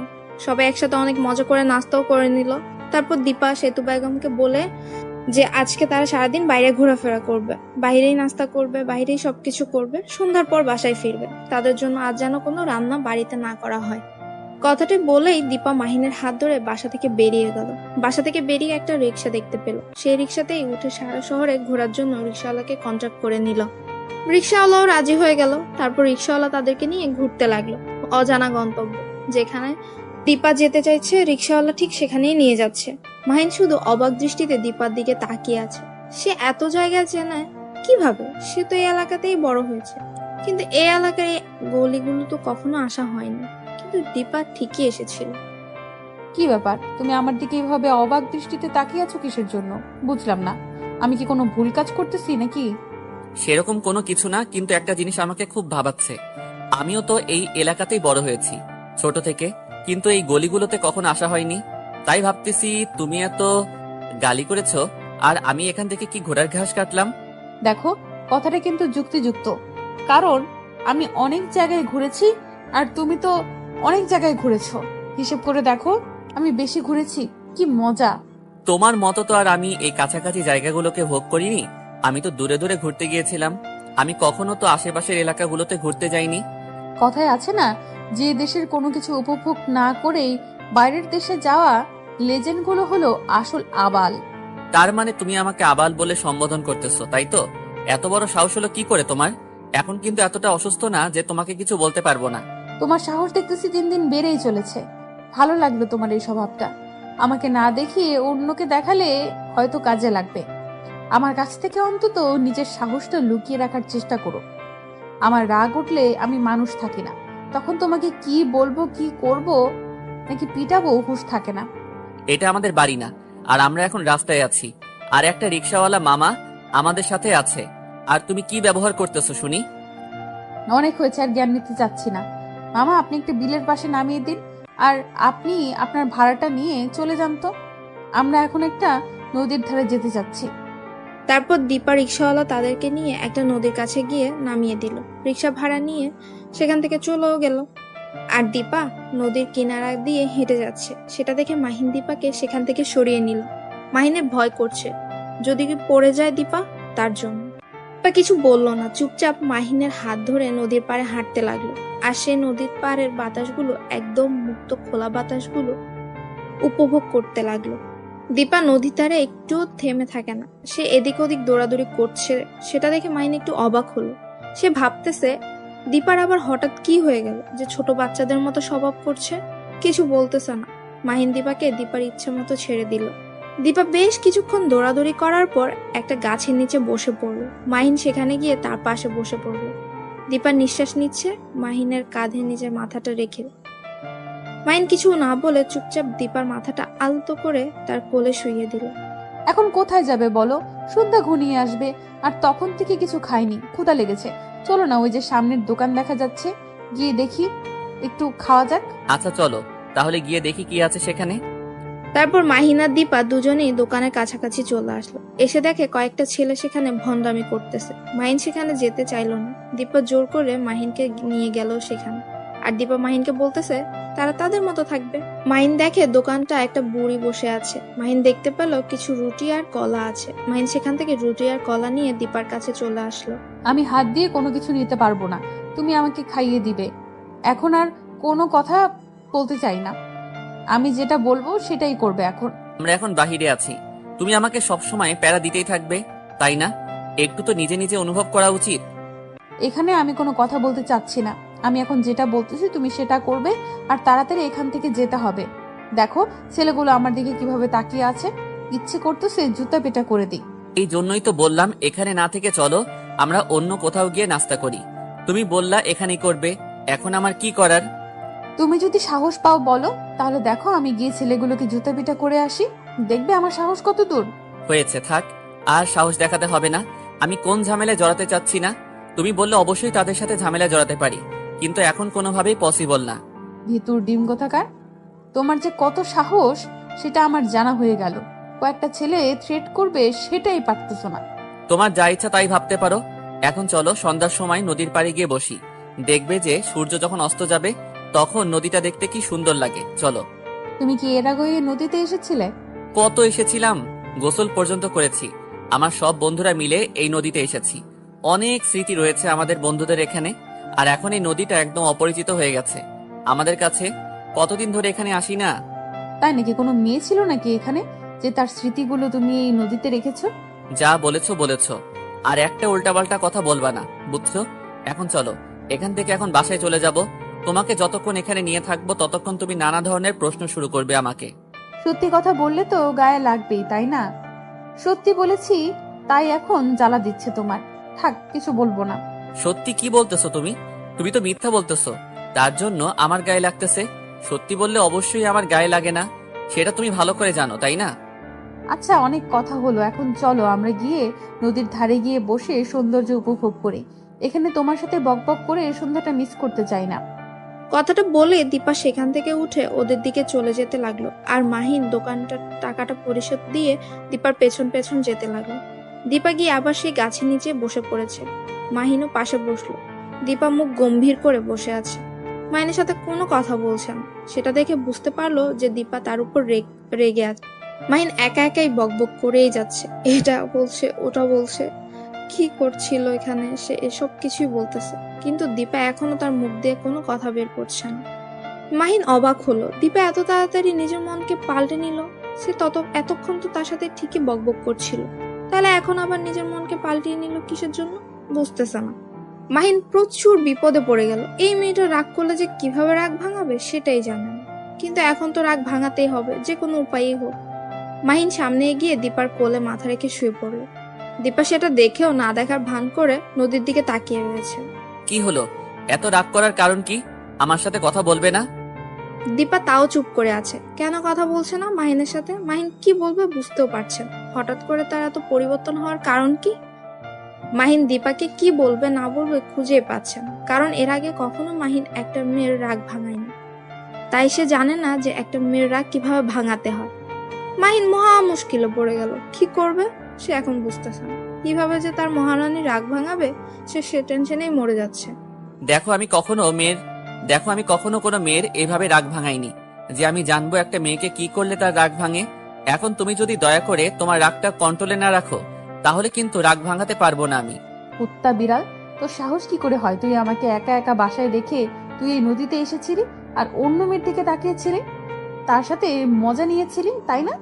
তোর সাহস কত বড়, তোর কলিজা কত বড়, আজকে দেখে নেব। বাসায় যা আগে। মাহিন কি বলবে বুঝতে পারছে না দীপার কথা শুনে, কারণ মাহিন কখনো এখানে একটা মেয়ের জন্য আসেনি, কারণ তার ফ্রেন্ড সার্কেলটা তাকে এখানে নিয়ে এসেছিল প্রথম। আর তখন থেকে মাহিনের একটা প্রিয় জায়গা হয়ে গেছিল এই নদীর ধার। তার জন্যই মাহিন প্রতিদিন বিকেলে এই নদীর ধারে আড্ডা দিতে আসতো তার বন্ধুদের সাথে। কিন্তু দীপা এটা কি বলতেছে সে তো বুঝতেছে না। কখনোই তো কোনো মেয়ের জন্য নদীর পাড়ে আসেনি সে। সত্যি বলতেছি, আমি কখনো একটা মেয়ের জন্য এখানে কখনোই আসিনি। আমি শুধু এই নদীর যে সৌন্দর্যটা আছে সেটাকে উপভোগ করার জন্য এসেছিলাম এখানে। সেটা না হয় বুঝলাম, নদীর সৌন্দর্য উপভোগ করার জন্য এসেছিলে, কিন্তু তুমি যে স্মৃতির কথা বললে সেই স্মৃতিগুলো কি আমাকে তো বললা না তুমি? দেখো, আমরা তো ছোট থেকে একসাথে বড় হয়েছি, তাই না? আর তুমি তোমার বান্ধবীদের সাথে ঘুরেছো, বন্ধুদের সাথে ঘুরেছো। আমি তো সেই বিষয়ে কোনো কিছু জানতে চাইনি। তুমি জানতে চাওনি তো কি হয়েছে? আমি জানতে চাই, আমাকে বলতে হবে, কারণ আমার জানার অধিকারটা আছে এখন। দেখো, আমি এখন তর্ক করতে চাই না। সামনে তাকিয়ে দেখো সূর্যটা কিভাবে তলিয়ে যাচ্ছে। সেটা তুমি দেখো, আমাকে দেখতে বলবা না বলে দিলাম। আর শোনো, তুমি কেন আমাকে বলবা না এই কথা বলো আগে। বললাম তো, আমার কিছু সমস্যা আছে, তার জন্য তোমাকে এই কথাগুলো বলা যাবে না। আমি তো তোমার পার্সোনাল কোনো কথা জিজ্ঞেস করিনি, তাহলে তুমি কেন আমাকে জিজ্ঞেস করবে? তুমি জিজ্ঞেস করনি তাতে কি হয়েছে? আমি জিজ্ঞেস করেছি আর আমার প্রশ্নের উত্তরগুলো তুমি দিতে বাধ্য, তাই না? দেখো, আমিও যদি তোমার অতীত নিয়ে নাড়া দিতে চাই না, তাহলে তুমি কেন আমার অতীত নিয়ে নাড়া দিতে চাও বলো? তুমি কি মজা পাবে আমার অতীত নিয়ে নাড়া দিয়ে? তার মানে তোমার অতীতে নিশ্চয়ই কোনো মেয়ের বিষয়ে কাহিনী আছে, যার কারণে তুমি তোমার অতীতটা আমাকে বলতে চাচ্ছ না। যেহেতু একসাথে বড় হয়েছি, তোমার সাথে তো আমার তেমন মনে ঘনিষ্ঠ ছিল না। চলো, এখানে আর এক মুহূর্ত আমি থাকতে পারছি না। এখন আমরা বাসায় যাব, আর কোনো কথা হবে না এখানে। তুমি যদি আর একটা কথা বলেছো তাহলে কিন্তু ভালো হবে না। এখন আমরা বাসায় যাচ্ছি, কারণ তোমার উল্টাপাল্টা কথা শোনার সময় নেই এখন আমার। তুমি যদি আর একবার এই কথা মুখ দিয়ে উচ্চারণ করেছো তাহলে কিন্তু ভালো হবে না, বলে দিলাম। আমি বুঝতে পারলাম না তুমি হঠাৎ করে এত রেগে যাচ্ছ কেন আমার উপর। নিশ্চয়ই এর পেছনে কোনো কারণ আছে, সেটা তো আমাকে জানতেই হবে, তাই না? তুমি যদি না বলো তাহলে আমি কিভাবে জানবো? সেটা তোমাকে জানতে হবে না, কারণ আমি তোমাকে সেটা বলতে চাচ্ছি না। তুমি এখন বাসায় যাবে, এটাই হলো বড় কথা। আর যদি একটা কথা এখানে বলেছো তাহলে ভালো হবে না, বারবার বলতেছি। আমার রাগ তোলাবে না। তারপরও তুমি কিসের জন্য আমার সাথে এরকম করতেছো? আমি বুঝতে পারছি না, সামান্য একটা বিষয় নিয়ে তুমি আমার সাথে এত রাগারাগি করতেছো কেন, বুঝলাম না। নিশ্চয়ই এর ভেতরে গভীর কোনো রহস্য আছে, যার জন্য তুমি আমাকে এত থ্রেট করতেছো। বলতেছি না এখানে কোনো গভীর রহস্য নেই। আমি বলতেছি তো, আমি শুধু আমার স্কুলের বন্ধুদের সাথে এখানে আসতাম, তাও আবার ছেলে বন্ধু, কোনো মেয়ে না। আর তুমি যে কি ভাবতেছো সেটা দেখার এখন আমার সময় নেই, কারণ সন্ধ্যা পার হয়ে রাত হতে চলেছে। আর আন্টির কথা কি তোমার মনে নেই? তুমি আজকে যেটা করতেছো, আমার সাথে বাজে ব্যবহারটা করতেছো, সেটা আমি সত্যিই হতবাক। কেন তুমি আমাকে বুঝিয়ে বলতে পারতে? কিন্তু তা না করে তুমি আমার উপর চিল্লাচ্ছ, তাও আবার বাহিরে। আমি না হয় একটু মেন্টাল টাইপের মেয়ে, আমি না হয় তোমার উপর চিল্লাই, তোমার উপর রাগ দেখাই, কিন্তু তুমি তো আমাকে বুঝিয়ে বলতে পারো, তাই না? তুমি তো শান্ত স্বভাবের একটা ছেলে, তাহলে তুমি এরকম করতেছো কেন? আজকে বুঝলাম নিশ্চয়ই এর ভেতরে কোনো রহস্য আছে। এই নদীর পাড়ে তোমার এমন কোনো স্মৃতি আছে যেটা তুমি কখনো বলতে পারো না। আমার খুব মাথা যন্ত্রণা করতেছে। আমি আর এখানে এক মুহূর্ত থাকতে চাই না। এখন কি তুমি আমার সাথে বাসায় যাবে নাকি এখানে বসে থাকবে সেটা বলো। যদি বলো যে তুমি এখানে থাকবে, তোমাকে এখানে ছেড়ে চলে যাব। আমি তো ভাবতাম আমি একটা খারাপ মেয়ে, এখন তো দেখতেছি তুমি একটা খারাপ ছেলে। কারণ তুমি কোথায় আমাকে ভালো করবে আর তুমি আমাকে রাগ দেখাচ্ছ। আর কি বলতেছো? আমি যদি এখন একটু অভিমান করে এখানে বসে থাকি তাহলে তুমি আমাকে ছেড়ে যাবে? তুমি আমাকে তাহলে কি ভালোবাসো? আমি বলতেছি আমার মাথায় খুব যন্ত্রণা হচ্ছে, আমি আর এখানে থাকতে পারতেছি না। আমি এখন বাসায় যাব। তুমি কি যাবে নাকি এখানে বসে থাকবে সেটা তোমার ব্যাপার। তুমি যদি যেতে চাও তাহলে তাড়াতাড়ি চলে এসো। দীপা কি বলবে ভেবে পাচ্ছে না, কারণ মাহিনের এরকম ব্যবহার সে কখনো কল্পনাও করতে পারেনি। মাহিন এভাবে কথা বলছে, তাও আবার সেটা দীপার সাথে। হ্যাঁ, একদমই দীপার কল্পনার বাহিরে। কারণ দীপা যতটা মাহিনকে চিনে, মাহিন খুব শান্তশিষ্ট একটা ছেলে, সে কখনোই এতটা রেগে যেতে পারে না। কিন্তু তার কি এমন হলো যে দীপার এই সামান্য প্রশ্নের জন্য সে এতটা রেগে যেতে পারে? তার পেছনে নিশ্চয়ই একটা গভীর ষড়যন্ত্র বা একটা রহস্য লুকিয়ে আছে। সেটা কি দীপা সেটা জানে না, আর জানতে চাওয়ার জন্য প্রশ্ন করাতে মাহিন এতটা রেগে গিয়েছে। তাই দিবা ভাবছে মাহিনের কি হয়ে গেল, আর এত পরিবর্তনই বা কেন হলো। দীপা আর কোনো কথা না বলে নিজেকে কন্ট্রোলে রাখলো, কারণ দীপা মেন্টাল টাইপের মেয়ে, সবাই ভালো করেই জানেন হয়তো। গল্পটা শোনার পর থেকে বুঝতে পেরেছেন। আর মাহিন এখন যেটা করছে সেটা দীপার ক্ষেত্রে মেনে নেওয়া কখনোই পসিবল না, কিন্তু তারপরও দীপা নিজেকে কন্ট্রোলে রাখছে। মাহিনের হাত ধরে চলতে লাগলো হাসি মুখে, মনে হচ্ছে একটু আগে কিছুই হয়নি। এরকম একটা মনোভাব নিয়ে দীপা মাহিনের হাত ধরে হাঁটছে। তারপর দীপা আর মাহিন একসাথেই রাস্তায় কোনো প্রকার কথা বলেনি, কারণ সে রাস্তায় কোনো প্রকার ঝগড়া করতে চাচ্ছে না। যা কথা হবে বাসায় গিয়ে শান্তশিষ্টভাবে কথা হবে। এখন যেহেতু মাহিনের মাথা যন্ত্রণাটা বেড়ে গেছে, তাই দীপা নিজেকে হাসি খুশি রাখার চেষ্টা করছে, আর মাহিনকেও হাসি খুশি রাখার চেষ্টা করছে। কারণ ডাক্তার বলেছে মাহিনকে উত্তেজিত হতে দেওয়া যাবে না, তাহলে বড় ধরনের একটা দুর্ঘটনা ঘটে যেতে পারে তার সাথে, যার কারণে নিজেকে কন্ট্রোলে রাখতে হচ্ছে। আস্তে আস্তে ভালোবাসা শুরু করে দিয়েছে তার ভালোবাসার মানুষকে। সে চায় না তার ভালোবাসার মানুষের কোনো ক্ষতি হোক, সে ক্ষতি হতে দিতে পারে না। তারপর একটা রিক্সা করে সন্ধ্যাটা উপভোগ করতে করতে দীপা আর মাহিন দুজনেই হাসি খুশি ভাবে বাসায় ফিরে আসলো। তাদের হাসি দেখে সেতু বেগমের মনে প্রশান্তি বিরাজ করতে লাগলো। কি ব্যাপার, তোমরা তাড়াতাড়ি চলে আসলে যে? আমি তো ভেবেছিলাম অনেক রাত হবে আর আমাকে অনেক রাত তোমাদের জন্য অপেক্ষা করতে হবে, কিন্তু তো আমার ভাবনা ভুল করে দিয়ে তোমরা সন্ধ্যার মধ্যেই বাসায় ফিরে আসলে। ব্যাপার কি, এত তাড়াতাড়ি তোমাদের ঘোরাঘুরি শেষ? আসলে আন্টি হয়েছে কি, আমার মাথায় যন্ত্রণা করতেছে তো তার কারণে চলে আসলাম। বাইরে থাকতে ইচ্ছা করতেছে না। এমনিতেই যানবাহনের যত শব্দ সব মাথার ভিতরে লাগতেছে, তার জন্য বাসায় ফিরে আসলাম। কি বলতেছো তুমি? তোমার মাথার যন্ত্রণা হচ্ছে? তুমি গিয়ে বিশ্রাম নাও, আর তোমাকে দাঁড়িয়ে থাকতে হবে না এখানে। আর হ্যাঁ, আর কখনো আমাকে আন্টি বলে ডাকবে না, এখন থেকে আম্মু ডাকবে। আমারও তো ইচ্ছে করে যে তোমার মুখ থেকে আম্মু ডাক শোনার, তাই না? আচ্ছা, তাহলে এরপর থেকে আন্টি না ডেকে আম্মু বলে ডাকবো, সমস্যা নেই। এখন তাহলে আমি একটু রুমে যাচ্ছি। আমার কেমন জানি মাথায় খুব যন্ত্রণা হচ্ছে, হয়তো বিশ্রাম নিলে ঠিক হয়ে যাবে। আর আমার কি ওষুধ বাসায় আছে? তোমার রুমে আমি একটু আগে ওষুধ রেখে আসলাম। একবার তোমার রুমে গিয়েছিলাম, গিয়ে দেখি তোমার ওষুধ শেষ হয়েছে, তাই আমি একটু বাইরে গিয়েছিলাম একটু কাজে, সেখান থেকে ফেরার পথে তোমার জন্য ওষুধগুলো নিয়ে এসেছি। যাও, সেখান থেকে কিছু ওষুধ খেয়ে নাও। আচ্ছা, আমি তাহলে রুমে যাচ্ছি। দীপা, তুমি আম্মুর সাথে কথা বলো, তার সাথে রান্নার কাজে সাহায্য করো। আমি একটু বিশ্রাম করি, তারপর খাবার সময় আমাকে ডেকে নিয়ে এসো, সবাই একসাথে খাবার খাবো।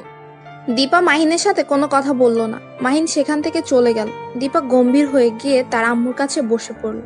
তার আম্মু বুঝতে পারলো তার মেয়ের মন প্রচুর পরিমাণ খারাপ, কারণ তার চোখ দেখে আর মুখ দেখে স্পষ্টভাবে বোঝা যাচ্ছে সেতু বেগমের মনের ভেতর শান্তিটা মুহূর্তের মাঝে বিলীন হয়ে গেল। সেতু বেগম দীপাকেই প্রশ্ন জিজ্ঞেস করবে সেটাই খুঁজে পাচ্ছে না, কারণ কি নিয়ে যে তার মন খারাপ তা তো সেতু বেগম জানেই না। তাই সেতু বেগম যে তাকে কি প্রশ্ন করবে সেটাই ভাবছে। সেতু বেগম তার মেয়েকে দেখে তার কেমন জানি হতে লাগলো। কি ঘটে গেল তাদের সাথে? আজকে ঘুরতে গেল, তখন বলে গেল আজকে রাতে ডিনার করে বাসায় ফিরবে, কিন্তু সন্ধ্যার সময় ফিরে আসলো আবার মন খারাপ। মাহিনের মাথা যন্ত্রণার ব্যাপার কি? কি ব্যাপার মামনি, তোমার কি হয়েছে? এরকম মুখ গম্ভীর করে বসে আছো কেন? কিসের জন্য? বাইরে কি কোনো ঝামেলা হয়েছে? না তো, বাইরে কি ঝামেলা হবে? সব ঠিকঠাক আছে। আমি কোথায় মুখ গম্ভীর করে বসে আছি? এমনিতেই বাইরে থেকে আসলাম, চুপচাপ মেরে বসে আছি। এটা তোমার কাছে আবার গম্ভীর মনে হলো? আমি তো প্রায় মাঝে মাঝে এরকম বসে থাকি, তাই না? প্রতিদিন না, আর আজকের অনেকটা তফাৎ আছে। কারণ প্রতিদিন তুই এভাবে গম্ভীরভাবে করে থাকিস, সেটা আমার উপর রাগ করে। কিন্তু আজকে তুই বাইরে গেলি ঘুরতে, দুজনে যাওয়ার সময় অনেক আনন্দ করে গেলে, আর ফিরে আসলি দুজনে মনোমালিন্য করে আসছিস। ব্যাপার কি? নিয়ে ঝগড়া করেছিস নাকি? আরে আম্মু, তুমি যে কি বলো না বুঝতে পারি না। ঝগড়া হবে কিসের জন্য রাস্তায়? আমি তো নিজেকে কন্ট্রোলে রাখি সব সময় এখন। সেটা তো জানি। এখন আমার মেয়ে লক্ষ্মী হয়ে যাচ্ছে দিন দিন, আগের থেকে অনেক ভালো হয়ে যাচ্ছে। আর জামাই তো এখন বাবা মাকে ভুলেই যেতে ধরেছে প্রায়। তাদের সাথে কোনো কথাই বলে না, তাদেরকে সময় দেয় না। আম্মু, তুমি এটা কি কথা বলতেছো? আমি তোমাকে সময় দেই না, তোমার সাথে কথা বলি না? তুমি আজকে এটা নতুন করে আবার কি বলতেছো? এটা আমার কথা না রে মামনি, এটা তোর আব্বুর কথা। তোমার আইডল মঞ্চে তার কথার কারণ। তার থেকে তুমি আজকে কতদিন ধরে কথা বলো না ভেবে দেখেছো? বিয়ে হওয়ার পর থেকে। তাহলে তিনি মনে করবেন সেটাই তো এখন ভাবার বিষয়, তাই না? সরি, আমার একদম মনে ছিল না। এখন কি আব্বু ঘুমিয়ে পড়েছে নাকি এখনো জেগে আছে তুমি কি জানো? সেখানে তো এখন গভীর রাত হয়ে তো ঘুমিয়ে পড়েছে। আমার সাথে কথা বলার পর বলেছিল সে ঘুমিয়ে পড়বে। এখন হয়তো ঘুমিয়ে পড়েছে, কারণ আমার সাথে কথা বিকেলে বলেছিল। তাহলে কালকে কথা বলে নেব। এখন আমি একটু রুমে যাচ্ছি, রুমে গিয়ে দেখি তোমার জামাইবাবুর কি খবর। আচ্ছা, আমার রান্নার কাজ প্রায় শেষ। তোরা এসে ঠিক তাই গল্প করলাম না একটু তোদের সাথে। আমি রান্নার কাজটা শেষ করে তাকে নিচে ডেকে আনছি। তুই গিয়ে দেখ মাহিনের কি খবর, বেশি হলো না কি কমলো। তারপর দীপা সেখান থেকে উঠে উপরে চলে আসলো। এসে দেখে মাহিন শুয়ে আছে মাথায় হাত দিয়ে। দীপার মনে শুধু এখন একটাই চিন্তা করতেছে, মাহিনের কি এমন নদীতে আছে সেটা সে জানে না। না জানাই স্বাভাবিক, কারণ ছোট থেকে তাদের সাথে মেশা হয়নি তেমন। তারপর দীপা গুটি গুটি পায়ে মাহিনের মাথার কাছে গিয়ে বসে পড়লো, আর দীপার এক হাত মাহিনের মাথার উপর দিল। মাহিনের মাথায় হাত বুলিয়ে দিতে লাগলো। মাহিন চোখ খুলে তাকিয়ে দেখে দীপা তার পাশে বসে আছে। মাহিন দীপাকে দেখে শক্ত করিয়ে জড়িয়ে ধরলো। সেটা দেখে দীপা অবাক হয়ে গেল। মাহিনের ভিতর কি এমন চলছে সেটা দীপাকে জানতেই হবে। আচ্ছা, তুমি আমাকে একটা কথা বলবে? তোমার কি হয়েছে? তোমার ভিতর কি চলতেছে? আর তুমি সেই নদীর পাড় থেকে আসার পর থেকে দেখতেছি তোমাকে অন্যরকম দেখাচ্ছে। যতই তুমি আমাকে দেখানোর হাসি খুশি থাকো না কেন, আমি জানি এখন তোমার মনের খবরটা বুঝতে পারি। বলো না কি হয়েছে? আমার কিছু হয়নি। আমার ফ্রেন্ডগুলোর কথা খুব মনে পড়ে যাচ্ছে, তাই খুব মনটা খারাপ হয়ে যাচ্ছে। কারণ তাদের সাথে কতদিন আড্ডা দিয়েছিলাম, কতই না। দেখো, আমার সাথে চাপাবাজি করে কোনো কাজ হবে না, কারণ আমি জানি তোমার নিশ্চয়ই কোনো একটা রহস্য আছে এই নদীর তীরে। বলো না কি আছে সেখানে। তোমাকে আর কত করে বলবো, সেখানে আমার কোনো কিছুই নেই, কোনো স্মৃতি নেই, কোনো কিছুই নেই। শুধু যে স্মৃতিগুলো আছে সেগুলো আমার ফ্রেন্ড সার্কেলদের নিয়ে। আচ্ছা, আজকে যাদের জন্য তুমি কষ্ট পাচ্ছ, তারা কি তোমার জন্য কষ্ট পাচ্ছে? তারা তো কষ্ট পাচ্ছে না, তারা তো দিব্যি আছে। তাহলে তুমি কেন কষ্ট পাবে তাদের জন্য? আমি কোথায় কষ্ট পাচ্ছি? আমি তো দিব্যি আছি, তোমার সাথে চুটিয়ে প্রেম করতেছি। আমি আবার কোথায় কষ্টে থাকলাম? দেখো, ফাজলামি করবে না সব সময়, কিন্তু আমার ফাজলামি ভালো লাগে না। বলো না কি হয়েছে তোমার। মাহিন কিছু না বলে চুপ হয়ে গেল, কারণ মাহিন তাকে কি জবাব দেবে। মাহিনের সাথে সেই নদীর তীরে যেটা ঘটেছে সেটা কাউকে বলার মতো না। এমনকি সে কথাগুলো নিজে ভাবতেও কেমন যেন ভয় লাগে। তাই মাহিন চুপ করে রইল আর সেই কথাটা স্মৃতিচারণ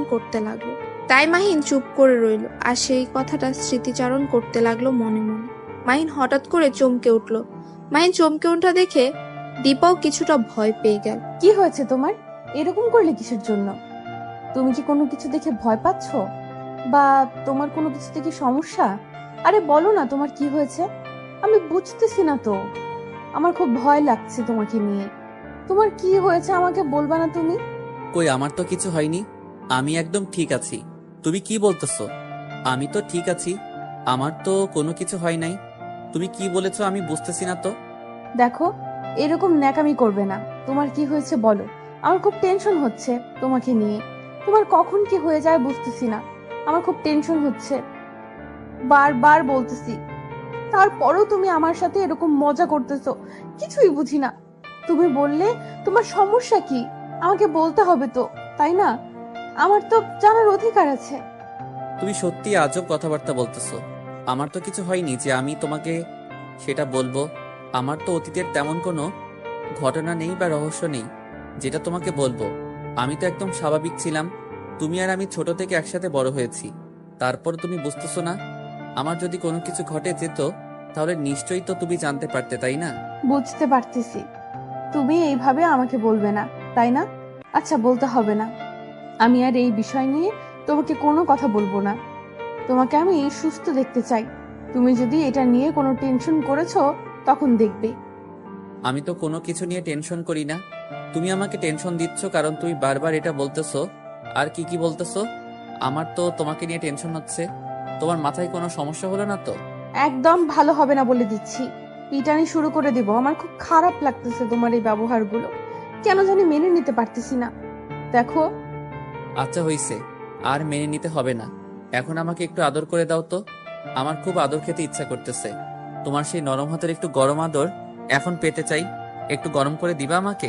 এখন কোনো মজার মুডে আমি নেই যে তোমাকে আমি মজা দেব এখন, বুঝছো? এখন আমি অনেক টেনশনে আছি, আমাকে আমার মতো থাকতে দাও। তুমি শুয়ে আছো, শুয়ে থাকো। আমি এখন কাউকে গরম করতে পারবো না। কে বলেছে তুমি গরম করতে পারবে না? তুমি পারবে গরম করতে। এইভাবে গোমরা হয়ে বসে আছো কিসের জন্য? আসো না, একটু গরম হয়ে যাই। বলছি না হবে না, তারপরেও এরকম করতেছো কিসের জন্য?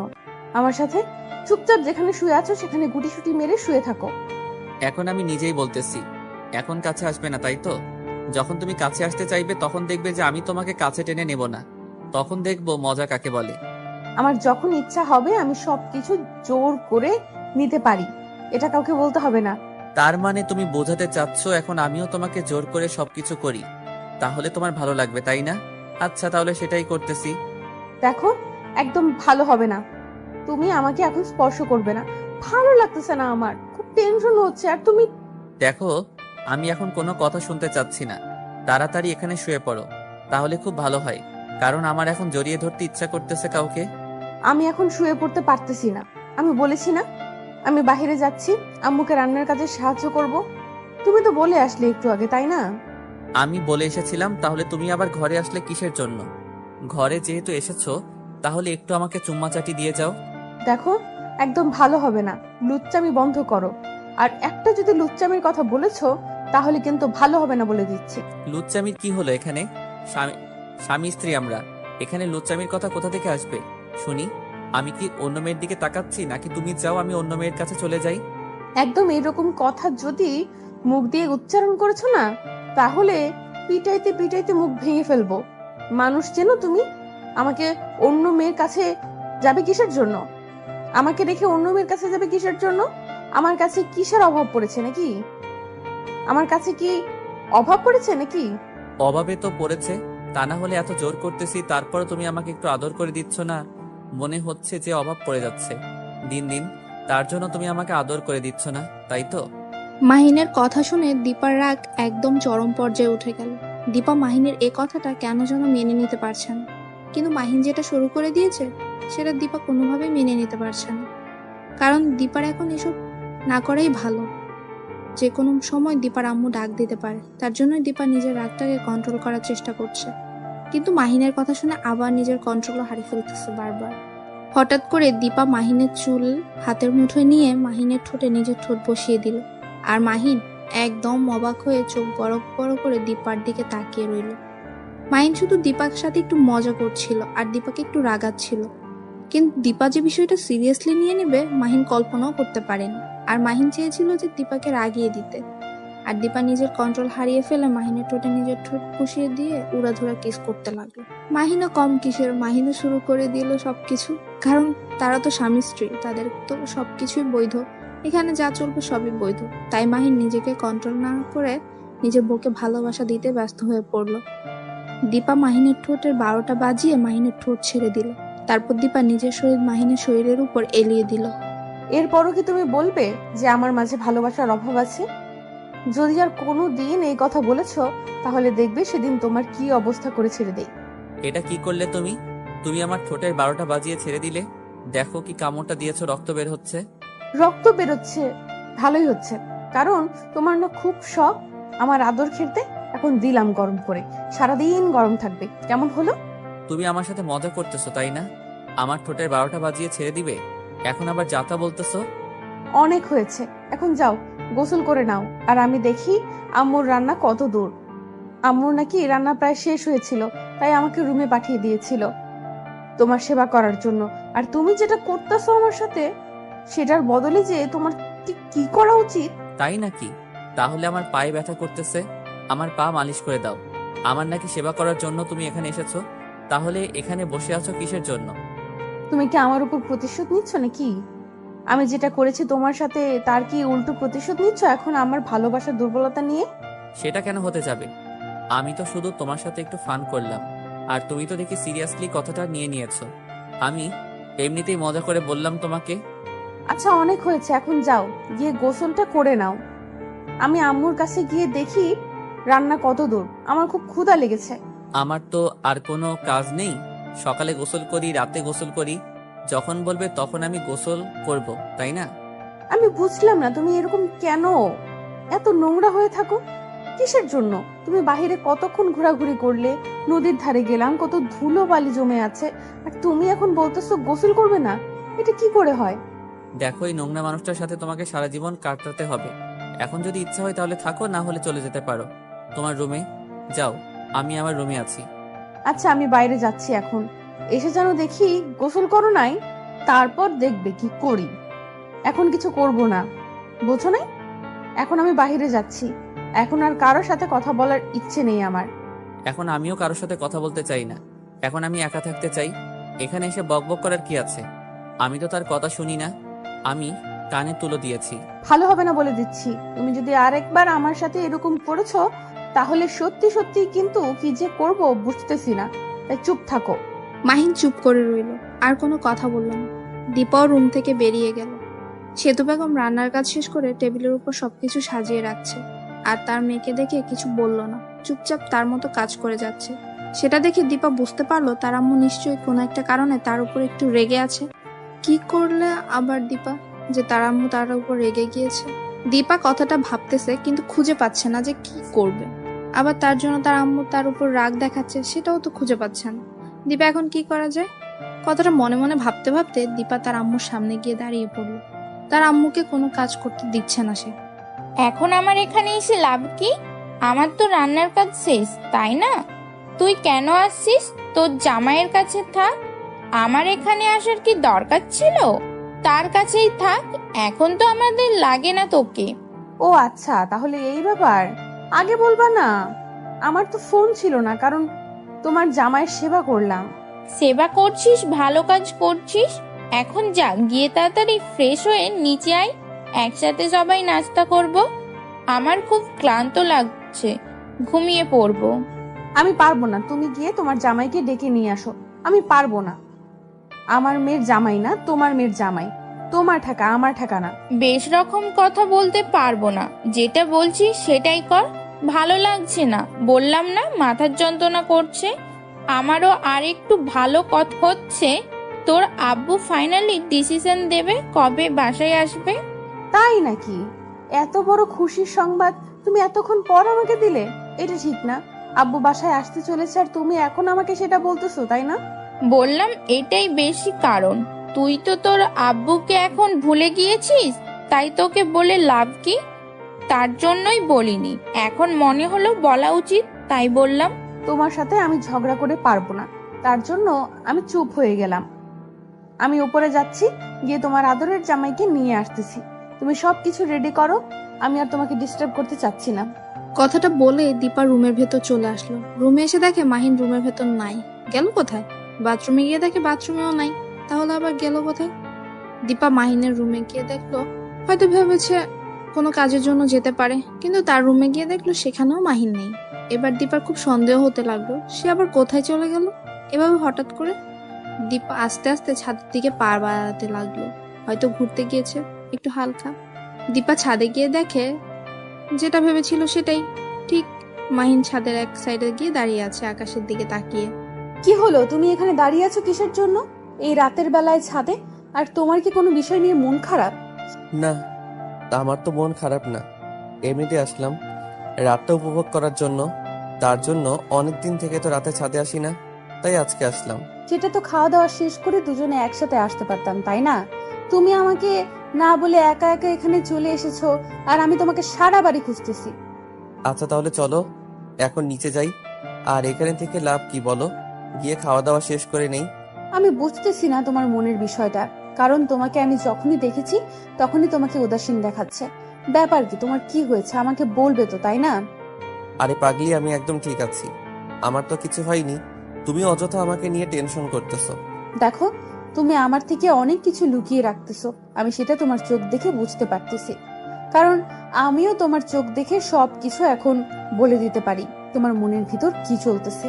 তাই আমার থেকে প্লিজ আর কিছু লুকিয়ে রেখো না, যা আছে তোমার মনের ভিতর আমাকে বলো প্লিজ। দেখো, আমার মনের ভেতর কিছু নেই, তুমি এখন চলো আমার সাথে নিচে গিয়ে সবাই একসাথে খাবো। হয়তো আম্মু আমাদের জন্য অপেক্ষা করতেছে আর আমরা এখানে গল্প করতেছি, এটা ঠিক না।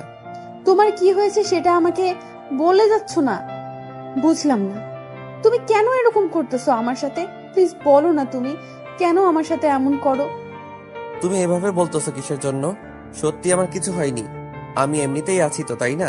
আর আমি উদাসীন থাকতে চাই, তোমার সাথে তো গল্প করতেছি, ঠিক মতো হাসিভাবে থাকতেছি, তাই না? তারপরও আমার উদাসীনতার কি দেখলে তুমি? আচ্ছা নিচে চলো। আর হ্যাঁ, একটা কথা, কালকে আব্বুর ডিসিশন ফাইনাল করবে কবে তিনি বাসায় ফিরবে। কি মজা হবে, তাই না? কতদিন পর আব্বু আসবে। সত্যি বলছো? কবে আসবে সেটা কি বলেনি নাকি? এখনো তোমার সাথে কথা হয়নি? আম্মু তোমাকে যা বলছে সেটাই নিয়ে লাফাচ্ছে। ওয়েট, তুমি কি করে জানলে যে আমি আব্বুর সাথে কথা বলি না? তোমার সাথে কি তাহলে আব্বুর নিয়মিত কথা হয় নাকি? আমার সাথে তো নিয়মিতই কথা হয়, আমরা এমনও দিনে 2-3 বার কথা বলি, অনেক আড্ডা দেই। তোমাকে বলবো কিসের জন্য? তোমাকে বলে তো লাভ নেই। কি বলতেছো তুমি? দিনে 2-3 বার কথা বলো আর আমাকে তুমি একবারও জানাও না, তাই না? আর আমি তোমার জন্য আব্বুর সাথে কথা বলতে ভুলে গিয়েছি। আমাকে যে কি বকা দিবে এবারে সে। অনেক হয়েছে, এখন চলো তাড়াতাড়ি এখান থেকে চলে যেতে হবে।